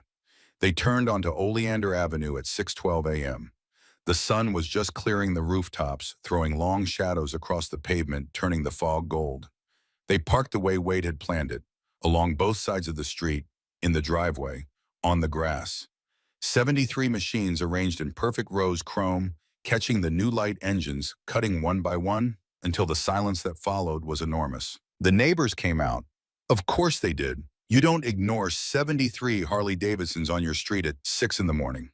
Screen doors opened. Faces appeared in windows. The old man 3 houses down stood on his porch in his bathrobe, coffee in hand, mouth open. A woman across the street held her phone up, recording, though she wasn't sure what she was recording yet. The men dismounted, formed their lines, stood in the yard on the sidewalk on the street. Silent, respectful, patient. Jesse walked to the front door. His boots sounded loud on the concrete path. Each step felt like it covered a mile. His hands were at his sides, and they were shaking the way they'd shaken in the diner when Lorraine said the name, the way they'd shaken the first time he'd ridden past his house and seen her come out to get the mail, the way they'd been shaking in one form or another for 22 years. He stopped at the bottom of the porch steps, took a breath. The door was closed. The curtains were drawn. He could hear the silence inside the house, the deep, particular silence of a person who lives alone. He raised his hand, knocked 3 times, steady. The same knock he used to give on the back door of the bakery when he arrived in the morning before Ellie started leaving it unlocked for him. 30 seconds passed, a minute. He heard movement inside. Slow, careful. The sound of someone who doesn't move fast anymore, who has to negotiate with their own body for every step. The door opened. Eleanor Hartwell stood in the doorway wearing a faded blue housecoat and slippers that had seen better years. Her white hair was uncombed. Her face was thinner than he remembered, the bones more prominent, the skin mapped with lines that hadn't been there 23 years ago. She was smaller. That was what struck him hardest. She'd always seemed tall to him, sturdy, a woman built to withstand things. But she wasn't tall. She was 5'3" and 90-some pounds, and she looked like a strong wind could carry her away. She squinted into the morning light, saw the man standing on her steps, saw the men standing behind him, 73 of them, leather and chrome and silence. Her eyes went wide. Her hand gripped the doorframe, and Jesse spoke. The words he'd rehearsed and discarded 100 times came out on their own from somewhere deeper than memory, somewhere that had been holding them safe for more than 2 decades. "You called me kid," he said. His voice cracked on the second word, and he didn't try to stop it. "23 years ago, you fed me behind Dempsey's Bakery on Chester Avenue. You taught me how to count change, how to sweep floors, how to look at people and make them feel like they mattered." His vision blurred. He blinked, kept going. "You told me a man is who he protects, and I never forgot. Not once. Not for a single day. Not when I was hungry. Not when I was lost. Not when I was in the darkest place a person can be. Your voice was always there, and it saved my life." Ellie's hand moved from the door frame to her mouth. Her eyes filled with tears so fast they spilled down her cheeks before she could catch them. She stared at him, this stranger on her porch, searching his face with an intensity that was almost physical, looking for the boy she'd lost, the boy she'd searched for, the boy she'd kept in a shoebox under her bed for 22 years. And she found him. In his eyes. The same eyes. Older. Harder. Lined with years of living. But the same. The same quiet intensity. The same depth. The same look of someone who is trying very hard to be brave and not quite succeeding. "Jesse," she whispered. The name came out like a prayer, like something sacred being spoken aloud for the first time. He nodded, couldn't speak. The dam had broken, and everything he'd been holding back for 22 years was flooding through the cracks, and he was powerless to stop it. She stepped forward. Her movement was shaky, uncertain, the movement of a woman whose body could barely support the weight of what she was feeling. She reached up and touched his face. Her fingers were cold and thin and trembling, and they felt like the most important thing that had ever touched him. "You came back," she said. Her voice broke on the last word. "You came back." Jesse took her hand, held it gently, the way you hold something precious and fragile and irreplaceable. "I never stopped looking for you," he said. She started to cry then, not the quiet, dignified tears of the movies. The real kind. The kind that comes from a place so deep it has no name. The place where all the lost things live, the things you grieve for so long that the grief becomes part of you, becomes the architecture of your days, and then one morning the lost thing shows up on your doorstep, and the grief has nowhere to go but out.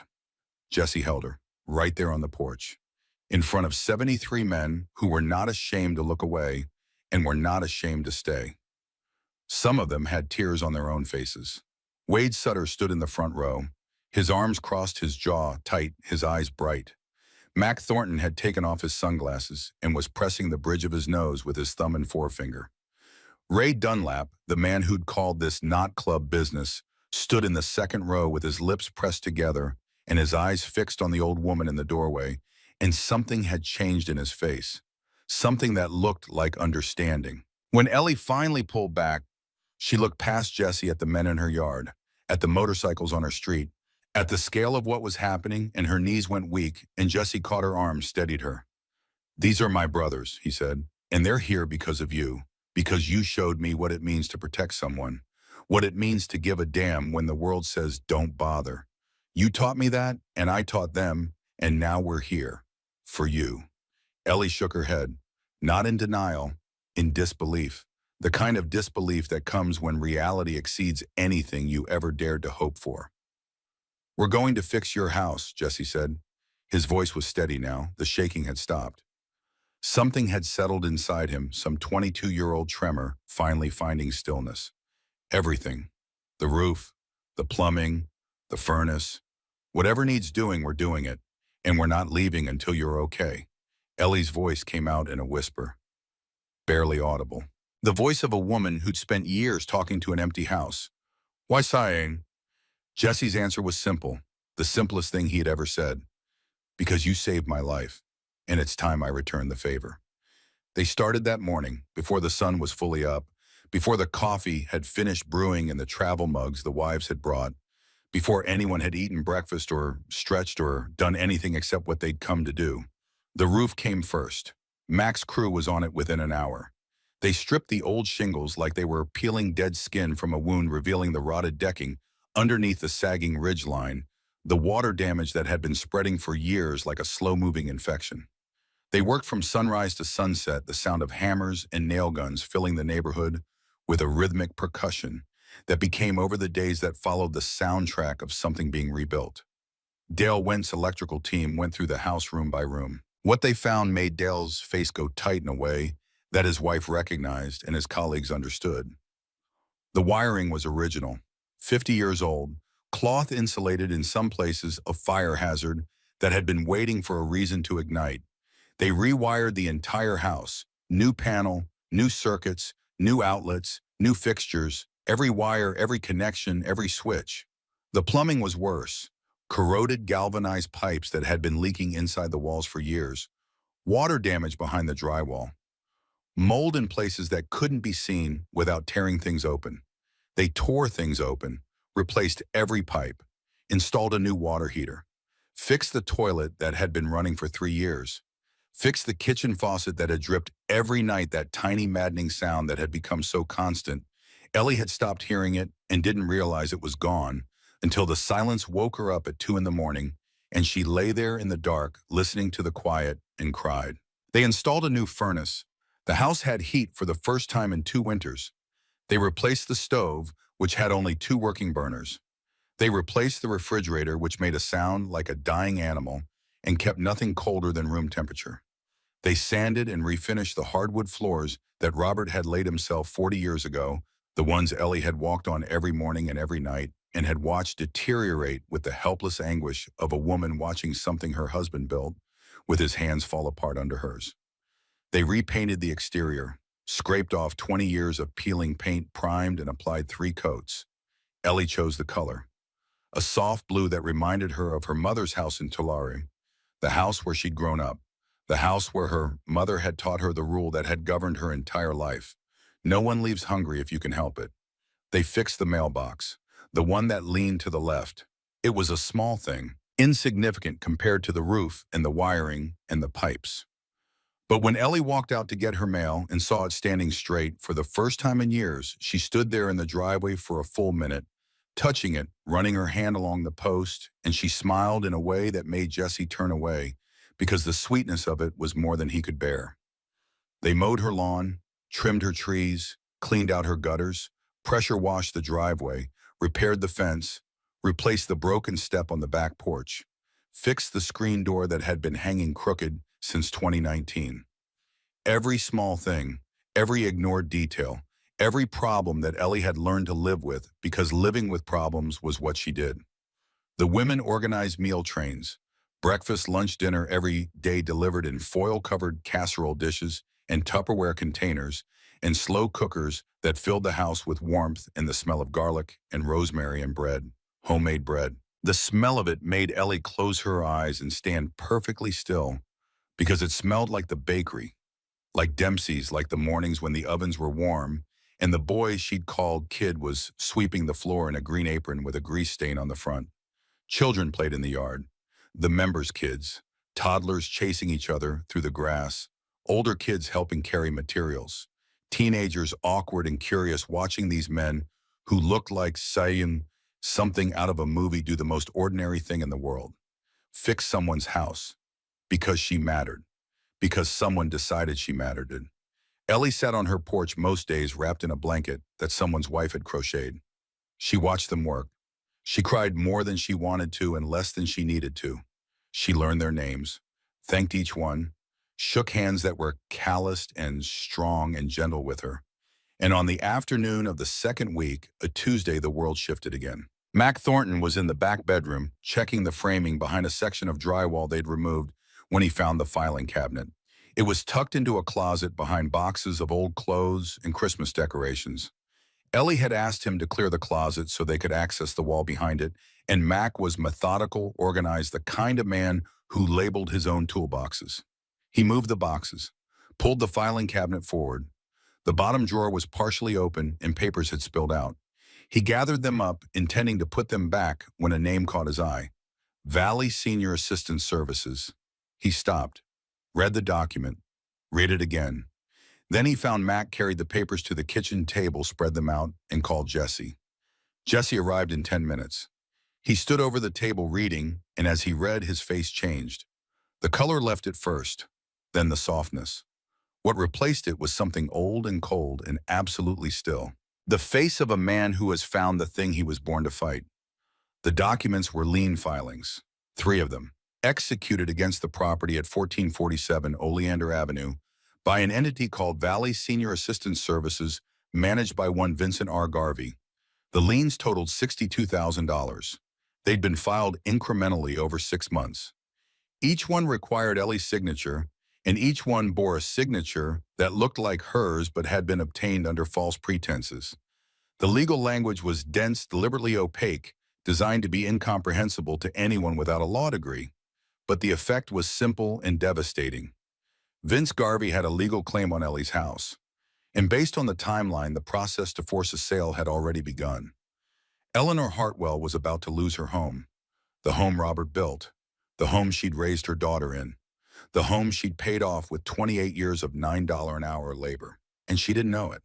Jesse's first instinct was the one his 16-year-old self would have recognized. Find Vince Garvey. You shall make him understand physically and permanently what happens when you prey on someone under the protection of the Hell's Angels. The old fury was there, the one he'd spent 20 years learning to control, and it surged up through his chest and into his fists, and it wanted out. But he didn't move, because he wasn't 16 anymore. Because 22 years of carrying a woman's voice in his head had made him into something stronger than anger, something more dangerous than violence, a man who could choose. He told Ellie that evening, sat her down at the kitchen table, the same table where she'd signed the papers, and he told her what Mac had found. He spoke carefully, gently, the way you deliver news that you know is going to hurt. He showed her the documents, explained what they meant, watched her face as understanding arrived, slow and terrible, like a sunrise you don't want to see. Ellie was quiet for a long time. She looked at the papers, looked at her signature, looked at the line where she'd signed her name because a man with a warm smile and a lanyard had told her everything would be taken care of. I trusted him, she said softly, not with anger, with something worse, disappointment. The bone-deep disappointment of a woman who'd spent her whole life believing in the goodness of people and had just been given evidence against it. Jesse's voice was tight, controlled, barely. We're going to fix this. How? We'll get a lawyer. We'll fight it. These documents were obtained through fraud. He lied to you about what you were signing. That's a crime, and those liens aren't valid. I can't afford a lawyer, Jesse. You don't have to. We'll cover it. The club will cover it. Ellie shook her head, slowly, not in refusal, in something more complicated than refusal. I don't want you to hurt him. Jesse looked at her. She looked back, and in that look he saw the woman who'd taught him everything he knew about strength, the woman who'd fed a stranger with $23 in her checking account, the woman who'd tried to adopt a boy the system said she wasn't enough for, the woman who'd fought cancer alone and lost everything and still walked to the park every week to feed the hungry. She wasn't asking for mercy. She was asking for something harder than mercy. She was asking for justice. Not like that, Ellie said. Her voice was quiet, firm. The voice of a woman who knew exactly who she was and had never pretended to be anyone else. We do this the right way, the way that sticks, the way that makes sure he can't do this to anyone else. Jesse nodded, and in that moment he understood something he'd been moving toward his whole life. That the woman who'd taught him a man is who he protects hadn't just meant protection through strength. She'd meant protection through principle, through patience, through the hard, unglamorous, exhausting work of doing things right, even when doing them wrong, would be faster and more satisfying. They hired a lawyer, a woman named Catherine Hargrove, 54 years old, who ran a small practice in downtown Bakersfield and specialized in elder law. She'd been fighting predators like Vince Garvey for 20 years, and when Jesse laid the documents on her desk and told her the story, her eyes went hard and her pen started moving, and she said 3 words that sounded like a battle cry. I'll take it. The investigation moved fast. Catherine pulled records, filed motions, subpoenaed documents. What she found was exactly what Jesse had feared and worse than he'd imagined. Vince Garvey had done this before. At least 5 other elderly homeowners in Kern County. The same approach every time. the medical debt hook, the fake nonprofit, the warm smile and the official-looking badge, the forms that no one read carefully because they were desperate and alone, and someone was finally offering help. Catherine built the case like a surgeon builds an incision, clean, precise, devastating. She filed a complaint with the district attorney's office. She filed civil suits on behalf of Ellie and the other 5 victims. She notified the state attorney general's Consumer Protection Division, and she asked Ellie to testify. It wasn't required. The case was strong enough without her. The documentary evidence alone would have been sufficient. But Catherine explained carefully that Ellie's testimony would do something the documents couldn't. It would put a face on the crime. It would show the jury and the judge and the public exactly who Vince Garvey had targeted. Not abstractions, not statistics. A 78-year-old woman with white hair and arthritic hands who'd survived cancer and poverty and loneliness and had been exploited precisely because she was the kind of person who trusted people. Ellie agreed without hesitation. She put on the best dress she owned, a navy blue one she'd bought at a thrift store for Bev Novak's retirement party 8 years earlier. She sat in the witness box. She told her story in a clear, steady voice that didn't waver once. She described Vince's visit, his smile, his words, the way he'd made her feel like someone was finally listening, the way she'd signed the papers because she was tired and sick and alone, and she believed him because she wanted to believe that the world still had people in it who helped without taking. The courtroom was quiet while she spoke, the kind of quiet that happens when a room full of people stops breathing at the same time. The judge, a 61-year-old man named Harlan Fossey, who'd been on the bench for 18 years and thought he'd heard every story there was, took off his glasses and rubbed his eyes. The jury deliberated for less than 3 hours. Guilty on all counts, fraud, elder abuse, conspiracy. Vince Garvey was sentenced to 12 years. The liens were voided. Ellie's house was hers, free and clear, the way Robert would have wanted it. And here's the part that no one expected. It was Ray Dunlap, the man who'd called this not club business, who found the other victims. He'd been in the courtroom when Ellie testified. He'd heard the scope of Garvey's operation, and something about it bothered him. Not just the crime itself, but the loneliness that made it possible. The fact that these people, all of them elderly, all of them alone, had been targeted specifically because no one was watching, no one was paying attention, no one was protecting them. Ray went to Catherine Hargrove's office the day after the verdict. He sat across from her desk in his leather vest, with his arms crossed and his hard face set in its usual expression, and he asked her for the names. "The other victims," he said, "the ones Garvey got to, are they okay?" Catherine studied him for a moment. "Most of them lost significant assets before we intervened. 2 of them are still in danger of losing their homes." "Give me the addresses." It wasn't a question. Catherine gave him the addresses. Within a week, Ray had organized work crews for both homes, members from the Bakersfield chapter and 2 neighboring chapters. They fixed roofs, replaced plumbing, cleared liens, and made sure every one of Garvey's victims was made whole. When Jesse asked him about it, Ray just shrugged. The shrug of a man who'd been wrong and was too proud to say it out loud, but not too proud to make it right. "Club business," Ray said, and he left it at that. 3 weeks into the renovation on a Thursday afternoon, Ellie and Jesse were sitting on the porch. The sound of hammers had become background music, as constant and as comforting as birdsong. Ellie was wrapped in her blanket. Jesse had a cup of coffee. The silence between them was the comfortable kind, the kind that exists between people who don't need words to be present with each other. "Why did you leave?" Ellie asked. Quiet, no accusation. Just a question she'd been carrying for 22 years that had finally found the right moment to be asked. Jesse looked down at his hands, the hands of a mechanic, a welder, a man who'd built his life with these hands after nearly destroying it with them. They were scarred and rough and nothing like the thin, cold fingers that had reached for a bag of food behind a dumpster in November of 2002. "I was scared," he said. His voice was low, honest in a way that cost him something. "You made me feel like I mattered, and I didn't know what to do with that. Nobody had made me feel that before, and I thought if I stayed, I'd ruin it. I'd disappoint you. I'd become something you'd be ashamed of. So I ran, because running was the only thing I knew how to do." Ellie was quiet for a long time. The hammers tapped, A child laughed somewhere in the yard. The afternoon light that slanted through the oak tree in the front and laid patterns on the porch that moved with the breeze. You could never have ruined it, she said. Her voice was soft but absolute, the voice of a woman stating something she knew to be true the way she knew the sun would rise. You were just a boss trying to survive, and you survived. That's not something to be ashamed of. That's something to be proud of. I've done things, Jesse started. I know, Ellie said gently. You think I don't know? You think I look at you and your brothers and I see choir boys. I see men who've been through fire. I see men who came out the other side. And I see men who showed up on my doorstep at 6 in the morning to fix an old woman's house because someone taught them that protecting people is the only thing that matters. She paused.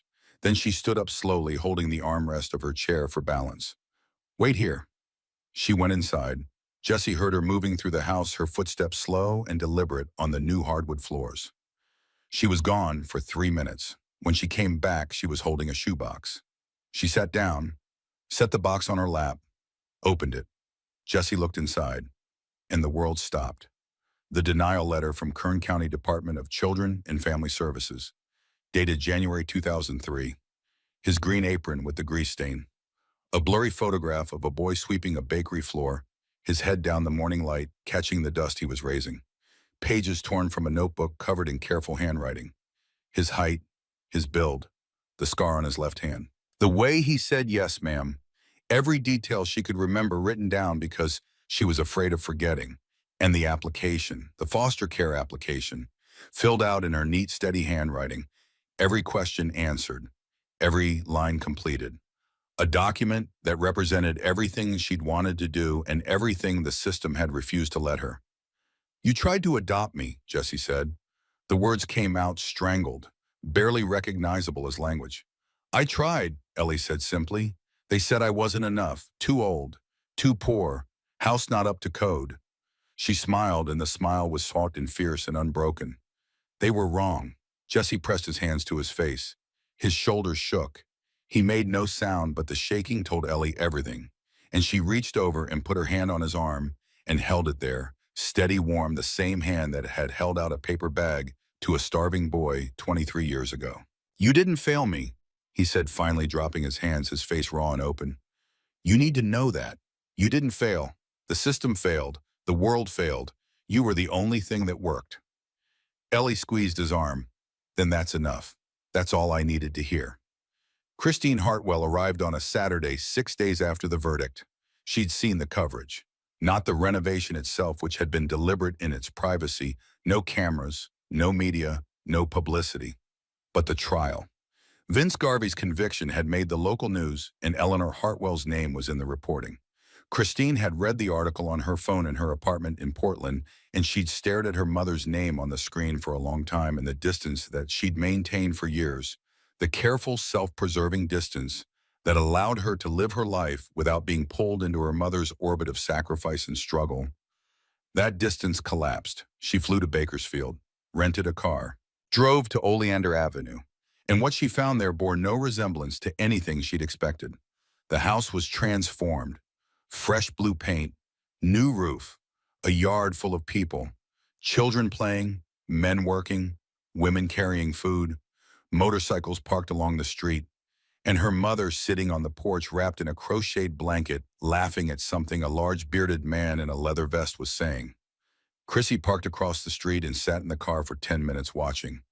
And the thing she felt wasn't relief. It wasn't gratitude. It was shame. The hot, suffocating shame of a daughter who'd been too busy, too distant, too proud to do what 73 strangers had done. Show up. She got out of the car and walked across the street. Jesse saw her first. He didn't know who she was, but he knew what she was. A woman in her 50s with her mother's eyes and a look on her face that mixed guilt and grief and something that might have been anger. Can I help you? He asked. Not unfriendly, not friendly either. Neutral. Careful. That's my mother, Chrissy said. Her voice was tight. Jesse's expression shifted. He knew about Chrissy. Ellie hadn't told him much, but enough. The daughter in Portland, the Sunday calls that came less and less often, the flowers that arrived instead of a person. Then you should go talk to her, Jesse said simply. But Chrissy didn't move. She looked at Jesse, at his vest, at his patches, at the men behind him. "Who are you people?" she asked. And there was something in her voice that wasn't just curiosity. It was accusation, suspicion, the protective instinct of a daughter who'd failed to protect and was now projecting that failure onto the people who hadn't. "What do you want from her?" Chrissy pressed. "She has nothing. She's sick. She's old. If you're taking advantage of her, I swear to God I'll—" "Chrissy," Ellie's voice, from the porch, quiet, but caring in the way that only a mother's voice carries when she's speaking to her child. Chrissy stopped, turned. Ellie was standing now, one hand on the porch railing. She looked at her daughter across the yard, across the distance, across the years of polite phone calls and missed visits and things unsaid. "Come inside," Ellie said. "There's something I want to show you." Chrissy went inside. Jesse stayed on the porch, gave them privacy. He could hear their voices through the screen door but couldn't make out the words. He didn't need to. Some conversations belong only to the people having them. Ellie showed Chrissy the shoebox, not the denial letter, not the photograph. She showed her the other things, the things she'd added over the years that Chrissy didn't know about. Letters, dozens of them, written on notebook paper in Ellie's careful handwriting. Letters addressed to Chrissy that had never been mailed. They were not accusatory. They were not angry.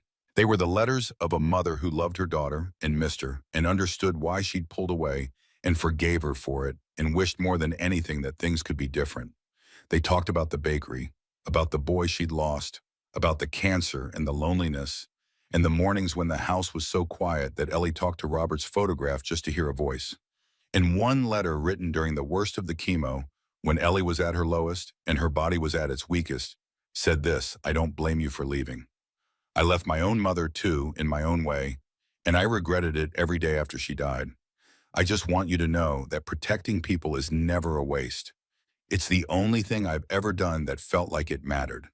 And if I had to do it all again, the boy, the bakery, the application, they rejected all of it, I wouldn't change a thing. Except I'd call you more, and I'd tell you I love you every time, instead of just thinking it." Chrissy read the letter sitting at her mother's kitchen table. And the walls she'd built, the careful, rational, self-protecting walls that had kept her safe from her mother's impossible generosity and boundless capacity for sacrifice, those walls came down. She cried the way her mother had cried the day Jesse disappeared. The ugly full-body kind, the kind that comes from a place where everything you've been pretending dissolves and all that's left is the truth. "I'm sorry, Mom," she said. And the words were insufficient, and they both knew it, and it didn't matter because some words aren't about meaning. They're about beginning. Ellie held her daughter, the way she'd held Jesse on the porch, the way she held everything that mattered, gently, firmly, without condition. "Stay," Ellie said. "I will." And she did. Eleanor Hartwell lived 2 more years after that Tuesday morning when 73 motorcycles pulled onto Oleander Avenue. They were good years, the best she'd had since Robert. The cancer stayed in remission. Her weight came back. Her hair grew in white and soft. She gained strength. Not the strength of a young woman, but the strength of an old one, which is different and in some ways greater because it comes from having survived everything and still choosing to wake up every morning. Chrissy moved to Bakersfield, rented an apartment 3 blocks from Oleander Avenue, got a remote position with a company that didn't care where she lived as long as the work got done. She came over every morning for coffee. She came over every evening for dinner. She filled the house with the sounds that had been missing from it for decades. Conversation, laughter, the particular warmth of a daughter who has returned. Jesse visited every week, sometimes more. He'd come by on his bike park in the driveway, sit on the porch with Ellie, drink coffee, and talk about nothing and everything. She asked about the club. He told her stories. She asked about his work. He described the machines he was building, the things his hands could do that still surprised him. She asked about the younger members, the prospects, the ones who were where Jesse had been. He told her about them too. And she nodded and she listened, and sometimes she'd say something that he'd carry with him for weeks. She became the matriarch of the Bakersfield chapter. Not officially. There was no title, no ceremony, no vote. It happened the way all real things happen. Organically, naturally, because she was who she was and they were who they were, and the connection between them was beyond anyone's power to bestow or revoke. They called her Mama Hartwell. She wore the name with quiet pride. She attended club events, barbecues, charity rides, toy drives at Christmas. She'd sit in her lawn chair wrapped in her blanket, and she'd watch these men, these brothers, do good in the world. And she'd smile because she understood something that had taken her 78 years, and one lost boy, and one terrible diagnosis, and one con man, and one daughter, and 73 motorcycles to fully comprehend. That kindness is not a pebble dropped into an ocean. It's a seed, and seeds don't disappear. They wait, sometimes for years, sometimes for decades. They wait underground in the dark, in the cold, in conditions that should kill them. And then when the time is right, when the rain comes, they grow. And what grows from one small seed can be bigger than anything you ever imagined. Eleanor Hartwell died on a Friday morning in the spring of 2027, at home, in her sleep, in the bed she'd shared with Robert in the house he'd built, in the room where the morning light came through the curtains and laid a pattern on the wall that moved with the breeze like a living thing. Jesse was with her. He'd been staying at the house for the last 2 weeks since the hospice nurse had told him it was time to measure in days rather than weeks. He slept on the couch, checked on her every few hours, made sure she wasn't alone. The night before she died, she was clear, lucid, more herself than she'd been in days. She was sitting up in bed, propped against pillows, and when Jessie came in with her evening medication, she looked at him and smiled. "I'm proud of you," she said. Her voice was soft, thin, but steady. Jessie sat on the edge of the bed. "I'm proud of you too." She reached for his hand. Her grip was weak but deliberate, every ounce of remaining strength channeled into those thin, arthritic fingers. "You keep protecting people," she said. "You hear me? You keep being the man I always knew you were." Jesse nodded, his vision blurred. "I will." She squeezed his hand one final time, closed her eyes, smiled. "Good," she whispered. "That's all that matters." She didn't open them again. 73 motorcycles escorted her casket to the cemetery. The procession stretched for over a mile. Traffic stopped at every intersection. People pulled over. Some took off their hats. Some put their hands over their hearts. The sound of the engines was like thunder, like a heartbeat, like the earth itself acknowledging the passage of someone who had mattered. They buried her beside Robert. The headstone was simple, gray granite, the words engraved in clean, deep letters that would outlast weather and time and the slow erosion of everything that isn't stone. "A man is who he protects." She protected us all. Chrissy stood on one side of the grave. Jesse stood on the other. Between them, 73 men in leather vests standing in rows silent, heads bowed. And around them, stretching out in every direction, the people whose lives had been touched by one woman's refusal to look away. The pastor spoke. The club's chaplain read a passage. And then Jesse stepped forward and gave the eulogy. He didn't talk about the cancer, or the poverty, or the house that had fallen apart and been rebuilt. He talked about a cold morning in November, about a dumpster behind a bakery, about a woman with arthritic hands and $23 in her checking account who saw a hungry boy and made a choice. "She could have looked away," Jesse said. His voice was rough, but it carried. It carried the way truth carries, without effort, without amplification. She had every reason to. She was broke. She was tired. She was grieving. The world had taken almost everything from her, and she looked at a boy she didn't know, a boy who couldn't give her anything in return, and she decided he mattered. He paused, looked at the casket, at the flowers, at the faces around him. "That's it. That's the whole story. She decided I mattered. And because she decided that I decided I mattered. And because I decided that I became someone who could stand here today. Someone who has brothers and purpose and a life that means something is. All because one woman on one morning refused to look the other way." He stopped, collected himself. The silence was total. "She told me a man is who he protects." She was right, but I want to add something. A woman is who she sees, who she feeds, who she refuses to give up on. Eleanor Hartwell saw me when I was invisible. She fed me when I was starving. She refused to give up on me when the whole world did. And I will spend the rest of my life trying to be worthy of that. 6 months after Eleanor died, Jesse opened a nonprofit. He rented a small office on Chester Avenue, 4 blocks from where Dempsey's Bakery had stood. He partnered with local bakeries, restaurants, and shelters. He hired kids who had nothing and taught them skills and gave them a chance and paid them fair wages and didn't ask where they'd come from because he already knew. He called it Hartwell's Table. On the wall of the small office above the desk where he worked late into the night, writing grants and making phone calls, and doing the unglamorous work of turning love into logistics, he hung a photograph. An old woman with white hair and a soft blue house behind her, surrounded by men in leather vests, smiling like she'd won something that couldn't be measured in money or years. Every year on the anniversary of the day the Ellie opened her door to 73 bikers, they held a memorial ride. The first year it was just the original 73. But word spread, other chapters joined, other clubs, citizens who'd heard the story and wanted to be part of something that reminded them the world was worth believing in. By the third year, over 300 motorcycles showed up. By the fifth, it was over 1,000. They rode through Bakersfield, engines roaring, headlights blazing, and they stopped at the house on Oleander Avenue. The house was owned by a young family now, a couple with 2 kids. They'd heard the story when they bought the place and they felt honored to live there.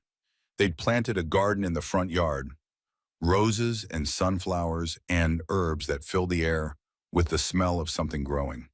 And on the porch, they'd placed a memorial bench, a simple wooden bench with a brass plaque that caught the afternoon light, in memory of Eleanor Hartwell, who taught us that kindness never dies.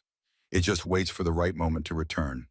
The riders would stop, cut their engines, stand in the street and in the yard and on the sidewalk the way they'd stood that first Tuesday morning, and they'd be silent for 1 minute, 73 seconds actually, one for each of the original riders. One for each man whose life had been changed by a woman who decided that a hungry boy behind a dumpster was worth a sandwich and a bottle of water and a chance. And then they'd ride to the cemetery, stand at her grave, read the words on her headstone. A man is who he protects. She protected us all. And they'd ride home, and they'd tell their kids, and their kids would tell theirs. And the story of Eleanor Hartwell, the widow who fed a boy and raised a brotherhood, would keep going, keep spreading, keep proving what she'd believed her whole life. That kindness is never wasted, that one person can change everything, that the world is hard and cold and often cruel, but it is also full of people who refuse to look away. People who see the hungry and the invisible in the law and who decide against all reason, against all evidence, against every sensible argument for self-preservation that those people matter. Eleanor Hartwell was one of those people. She was 5'3". She weighed 97 pounds. She had arthritis in both hands and $23 in her checking account. And she changed the world. Not with money, not with power, not with influence or connections or any of the things the world says you need to make a difference. With a sandwich, a bottle of water, and 5 words spoken to a boy who had nothing. Go on, it's yours.